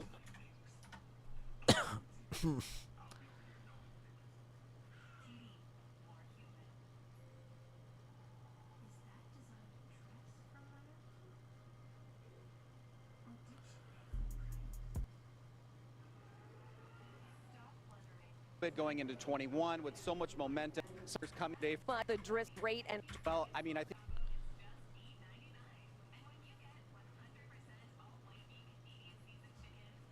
The young guard, the old guard. Passing this the is torch. Great. Yeah, passing the torch. Brandon Sorensen had a little bit of bad luck. He kind of bent up his car yesterday. Gucci had a lot of bad luck last year, but guess what? They're back. New season. Wash, rinse, repeat. Let's send it. Here we go. Now we're going for head-to-head, our first battle. Ken Gucci in that Toyota GR Supra. Brandon Sorensen, VA-powered BMW. Ryan Lontaine, Jared Deanda here in the booth. Ken Gucci initiates past that point of no turn. Coming in view, getting all the way to that outside zone. Now under the bridge, outside zone 2. Now transitioning that final outside zone. Ooh, Gucci goes hard on the wall. Affect the attitude of the car. That might have thrown Brandon off there. Quickly go down to that touch and go in that final inside clip. Brandon seemed really timid. And I want to back it up because on that initiation, you saw Brandon take a way shallower line. You're right. Ryan, again, I really appreciate you kind of joining me in the booth, and we're just going straight to the judge's mouth. So let's get on with our instant replay and see what's going on. What are your thoughts, knee jerk? Well, looking at what Brandon did, just like you said at initiation, it looked like there was a hesitation there. He was not quite initiating. Look, right there, he backs off, kind of a lack of angle. So what I realized was, instead of Gucci gets way out wide. every single piece counting towards the percentage, I think a big aspect of it is if you put the same piece, like just copy and paste the same piece everywhere, it doesn't create that big of a percentage, but if you put a bunch of new pieces, it counts as a lot. Quite a distance there. Brandon's trying to avoid, got on the brakes, spun the car. So the spin doesn't matter. Gucci will be at fault here for this. Percentage are you right now? Early on, like you said, 50. It seemed like he had a lack of, there's the truth serum. We always call it that because you get that overhead shot, that's going to show you the attitude of the car, the smoke line, their line. Gucci hit that final outside zone, straighten him up, throws Brandon off. And Brandon, I mean, admittedly didn't have the best chase up until that point, but with Gucci making that, that just put the nail in the coffin for Gucci, unfortunately. Well, what a chase driver needs to do is never give up. He wasn't on Gucci right away, but he got back on it, tried to get that proximity back, and just as he earned that proximity back, that's when Gucci made his mistake. So you have to give Brandon a little bit of credit there for not giving up, fighting, getting close, but in that sense, Gucci kind of, with that spin, ended the run right there. So. Well, guess what? Don't count him out just yet. Brandon, he's got the clean air. He'll be out front. That's it. Remember, when those red lights extinguish, it's go time. Here we go. Send it. Brandon Sorensen, Ken Gucci. Brandon Sorensen, that Air Force BMW from Las Vegas, Nevada, 17 years young, initiates nice aggressive initiation, so maybe a little more confidence here. But Gucci needs to apply the pressure. He's going to need Brandon Sorensen to make a mistake. Brandon, not the prettiest right now, not getting out there, but look at that. So again, Brandon takes the shallower line, but you have to think that big mistake by Gucci. He needs Brandon to mess up, and that's not going to happen here today. Brandon Sorensen will get the victory unofficially. We'll look at it again. The judge will assess, including you, Ryan Lontaine, Chris Yule, and Brian Egger, our 3 judges back at it again. So let's look at it. But unfortunately, Brandon didn't make a mistake like Exactly. An incomplete is the only way an incomplete can be, let's say, matched or overcome is with another incomplete from the other driver. So the fact that Gucci had that incomplete on his lead, and in this case, Brandon put together a complete run. He didn't fill the zones as well as he should have, but he maintained drift. He was on throttle, didn't go off course, didn't hit the wall anywhere, and completed the run. So in that case, we've got a pretty clear-cut win for Brandon. Here you can see Gucci was pushing really hard on the ladder. The hood, brand new vehicle. What's going to hear? Needed. As now goes in that first outside zone. That small little back bumper getting close. Not as close as we saw in qualifying or in practice, but guess what? Oh, Jeff goes. You see that problem in the chase position now. Outside BC Racing go for gold. Touch and go. Nice job around the inside clip. Guess what? Jeff did have a small mistake exiting that outside zone 3, but Ryan Turk put it together out front. Again, maybe kind of tempering the flame a little bit, rising to the occasion, but let's take a look at it again. And what were your thoughts, Ryan? Yeah, you can tell Jeff Jones is having some issues in the chase. He's pushing as hard as he possibly can. You can hear that the car is struggling a little bit, so maybe he is down that one cylinder potentially. He tried, though. He didn't give up. He was pushing as hard as he could, but like you said, he did make a slight mistake there. So initiation, Ryan Turk there with some slight handbrake pulls, got on throttle where he was supposed to, got out wide to outside zone 1, nice transition to 2, and you can see Jeff, those bobbles in the chase position. He's really pushing right there. Yeah, car straightens up, and that's where you really heard the engine struggling right in that area.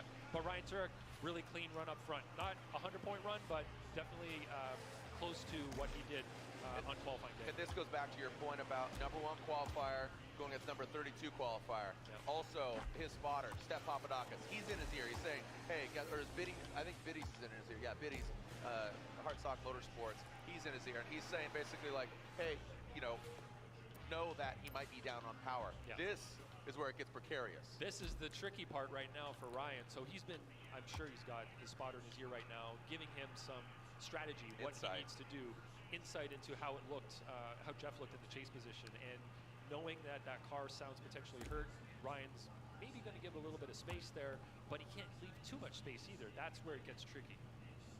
Here we go. Let's swap the order of operation. Jeff Jones now our lead driver, the 818.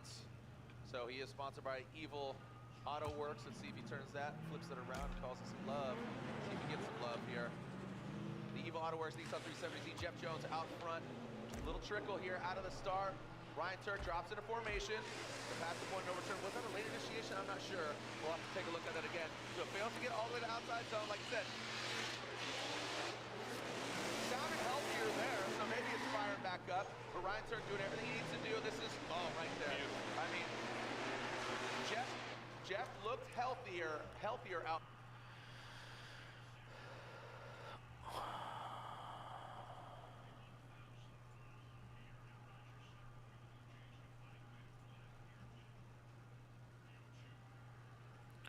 What was that last picture you sent?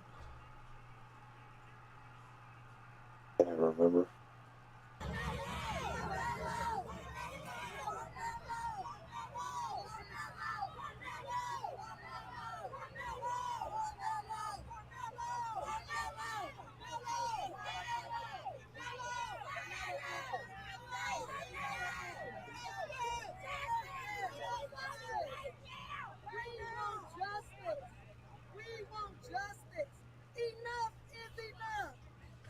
Literally killed someone. What are you talking about?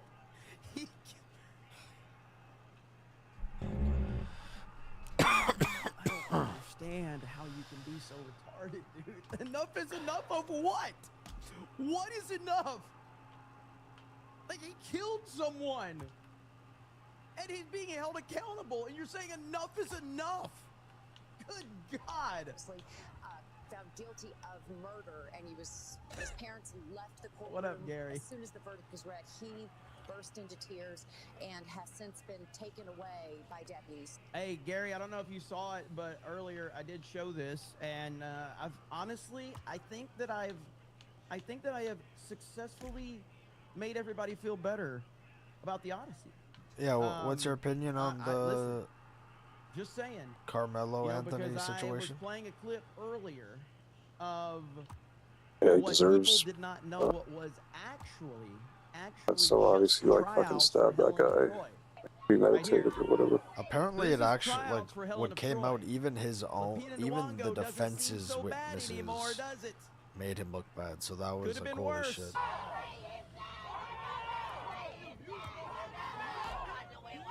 Like I think even the defense, the witnesses, the defense brought up even said that Austin tried to either defuse or withdraw and wasn't trying to instigate anything ball-headed lady with too the tie-dye aggressively. shirt. She was actually the front runner for Helen of Detroit until Lupita Nyong'o blew them away in the casting meeting where she was just amazing. So that could have been your Helen of Troy, but now we have Lupita Nyong'o.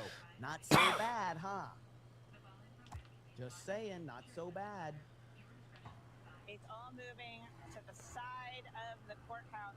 Now, throughout all of this, I think I've mentioned the courthouse has been blocked off from anybody reporting. We haven't been allowed even on the steps right there, and a lot of people in the crowd are reporting, and so they, because of that, are restricted from going onto the courthouse steps. That's why you don't see them up there. They're even blocked from entering under the little portico right there, the little covered area, and so you see them all gathered just outside that right there. And so we do have another crew up front. They're talking to people who are up there getting their reaction, but I think everybody is aware that this isn't over.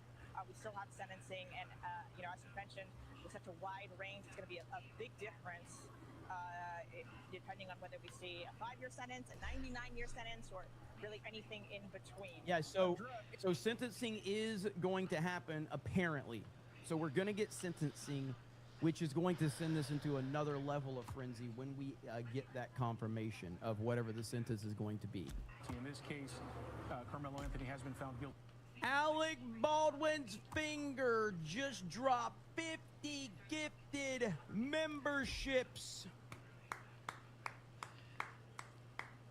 He don't miss, ladies and gentlemen. He don't miss. Dog, you haven't watched fucking original Star Trek.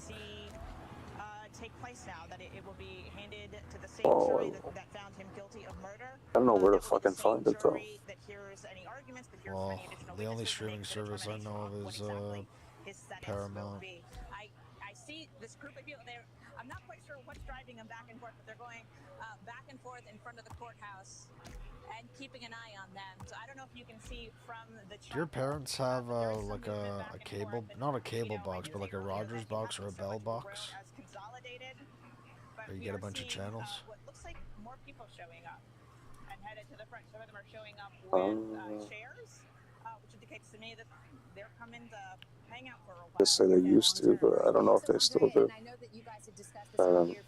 There's TV and so Because sometimes Thank you, ABF. some of the channels you have on Here we go. there, Listen up, like the everybody, for on-demand tuning in. channels you can choose. To determine the sentence.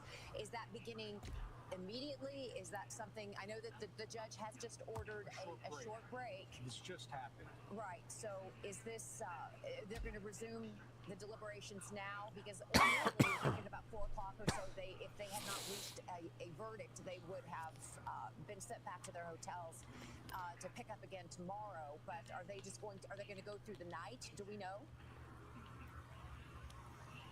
Yep, my expectation is that, just knowing this judge, that it will be, as JD's mentioned, through our communication, a short break. And then when they come back, that will be the start of sentencing. And that's where we're going to see really what's going to happen. It's unclear how long it could go. It depends on how many witnesses they produce. I usually see sentencing go shorter than the actual trial, the guilt or innocent portion of the trial. But we could see testimony through the end of the day, and we could see the jurors go back to their hotel, or we could see this just be, as I mentioned, arguments from both sides and have the jury back in deliberations before the end of the day. So I'm not sure what's going to happen, but I do know that we should learn very shortly which way it's going to go. The jury, by the way, is... Jay Ritzy, that one got me. LDD for the $20 super chat. That was good. That was good. We got to this point quickly today. I mean, when you consider that the jury selection process didn't even begin until 8 days ago, it really, and the start of the trial was less than a week ago. It was only about, what, 5 days? It seems to be moving very fast. Yeah, I think part of that is because of the judge that we have. He does call short breaks. Some judges will take an hour and a half for lunch. This one doesn't give us that long. Some of them have longer breaks throughout the day. He's kept his break short. He had the jury come back and the attorneys come back on Saturday. You're healthier out front, but Ryan said no. Whereas some judges take the break for the weekend, completely reasonable. But that is how this judge happens to work. And then on top of that, you have the jury that takes.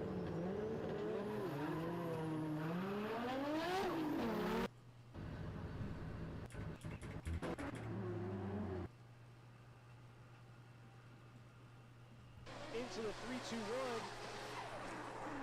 Nice job by Ito. Nicely run through outer zone 1. Can he clear? Look at that. Masayama trying to close that proximity right here through outer zone 3. Dialing it in. Nice job right there. Both lead and chase into outer zone 4. And a strong finish by both drivers.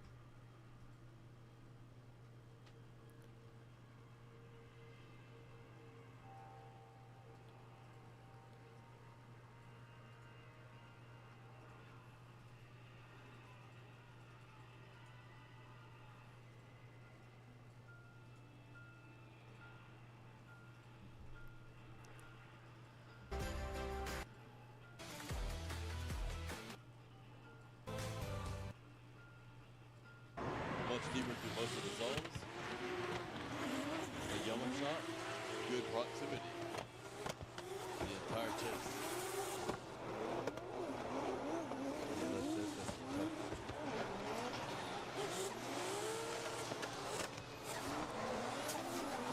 Like lead to lead.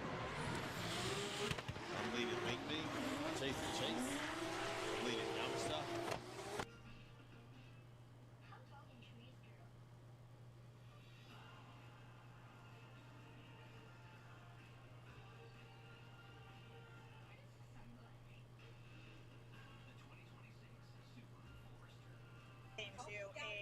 To a quick determination, and that is completely within the hands of the jury. They would have had days if they wanted to, if that was necessary to deliberate in this case. So if you're just tuning in, Carmelo Anthony has been found guilty of murder. We are now waiting. I think there's a small recess, and we are going to be waiting for them to do sentencing, which I think they said could be anywhere from 5 years to 99 years. So right now, you obviously have some very, very respectable citizens outside, very concerned, and being very respectful, by the way. And I want to, give complete and total credit to that. But yeah, so it's a pretty crazy situation. And I will repeat what I have said many, many times. If you are in a blue city, please, you got a few options to stay safe. Okay, you got a few options. You can go to a bookstore. You can go to a Bass Pro Shops. Okay, you can go to a library. Or you can do what I think is the safest thing you can do outside of being home, obviously. So if you are out and about, go buy tickets to The Mandalorian and Grogu, because literally no one will be in the theaters watching that dog shit.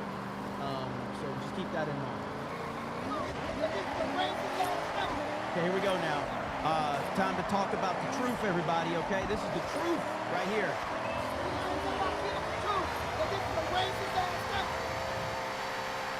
A black kid killed a white kid, and it's a racist country because the black kid got held accountable for killing the white kid. What? Stop that cool ass shit. Nobody want to hear about what we do to each other. We talk about what they doing to us. White folks kill white folks.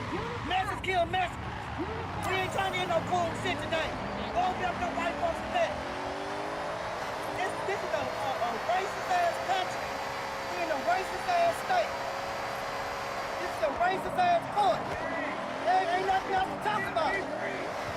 When there's a white boy been before an all-black jury.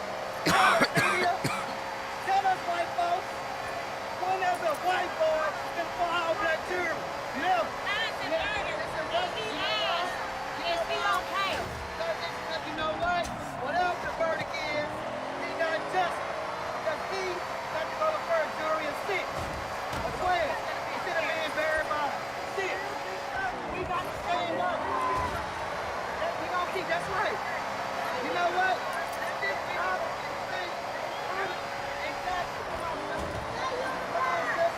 You know how Libs of TikTok got famous for literally just playing videos of leftists, not adding any commentary, not adding any editing, not doing anything. That's all I have to do. I don't have to add any commentary. I just have to play the fucking video. See, right? This is a war. This is a war. This is a war. And it's been going on. This war been going on. They never stop being racist. Okay?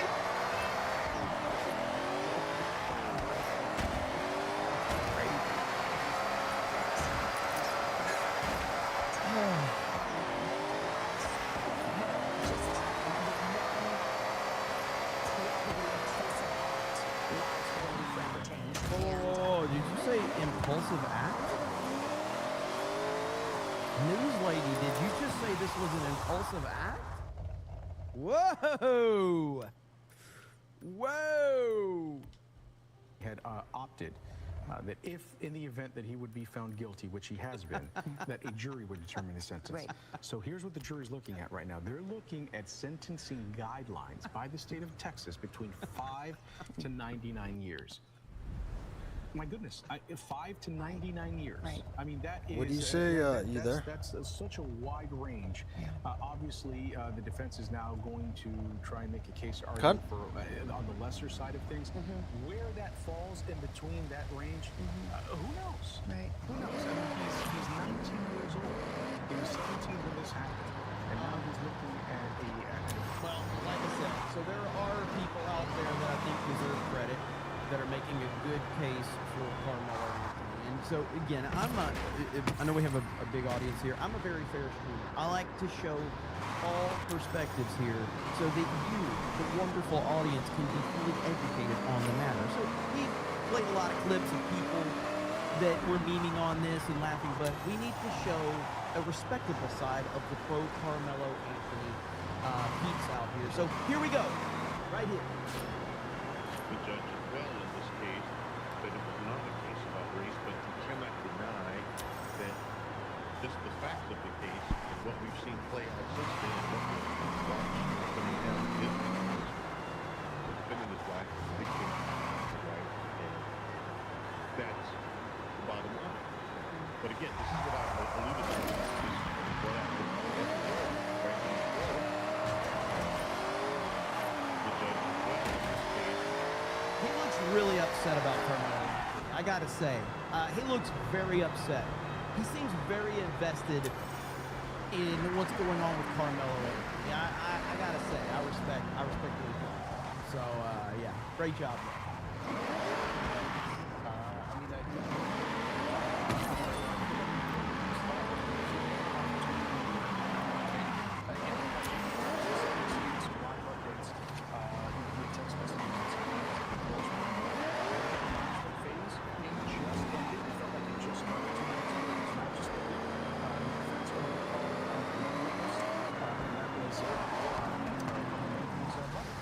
So let's go back out to Andre. You see it, he was there on the outside of the courthouse. Again, where you can see all of these people gathered, all of these people who have a vested interest in the outcome of this trial. So, Andrea, I know you're kind of at a distance here. Does it seem like the crowd has dissipated much, or has it been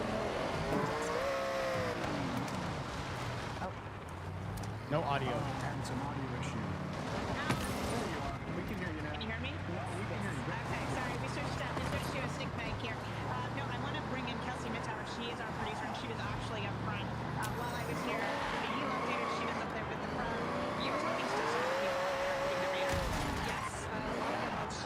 Andy, you are wrong for that. It was announced. People were going around yelling what the verdict was.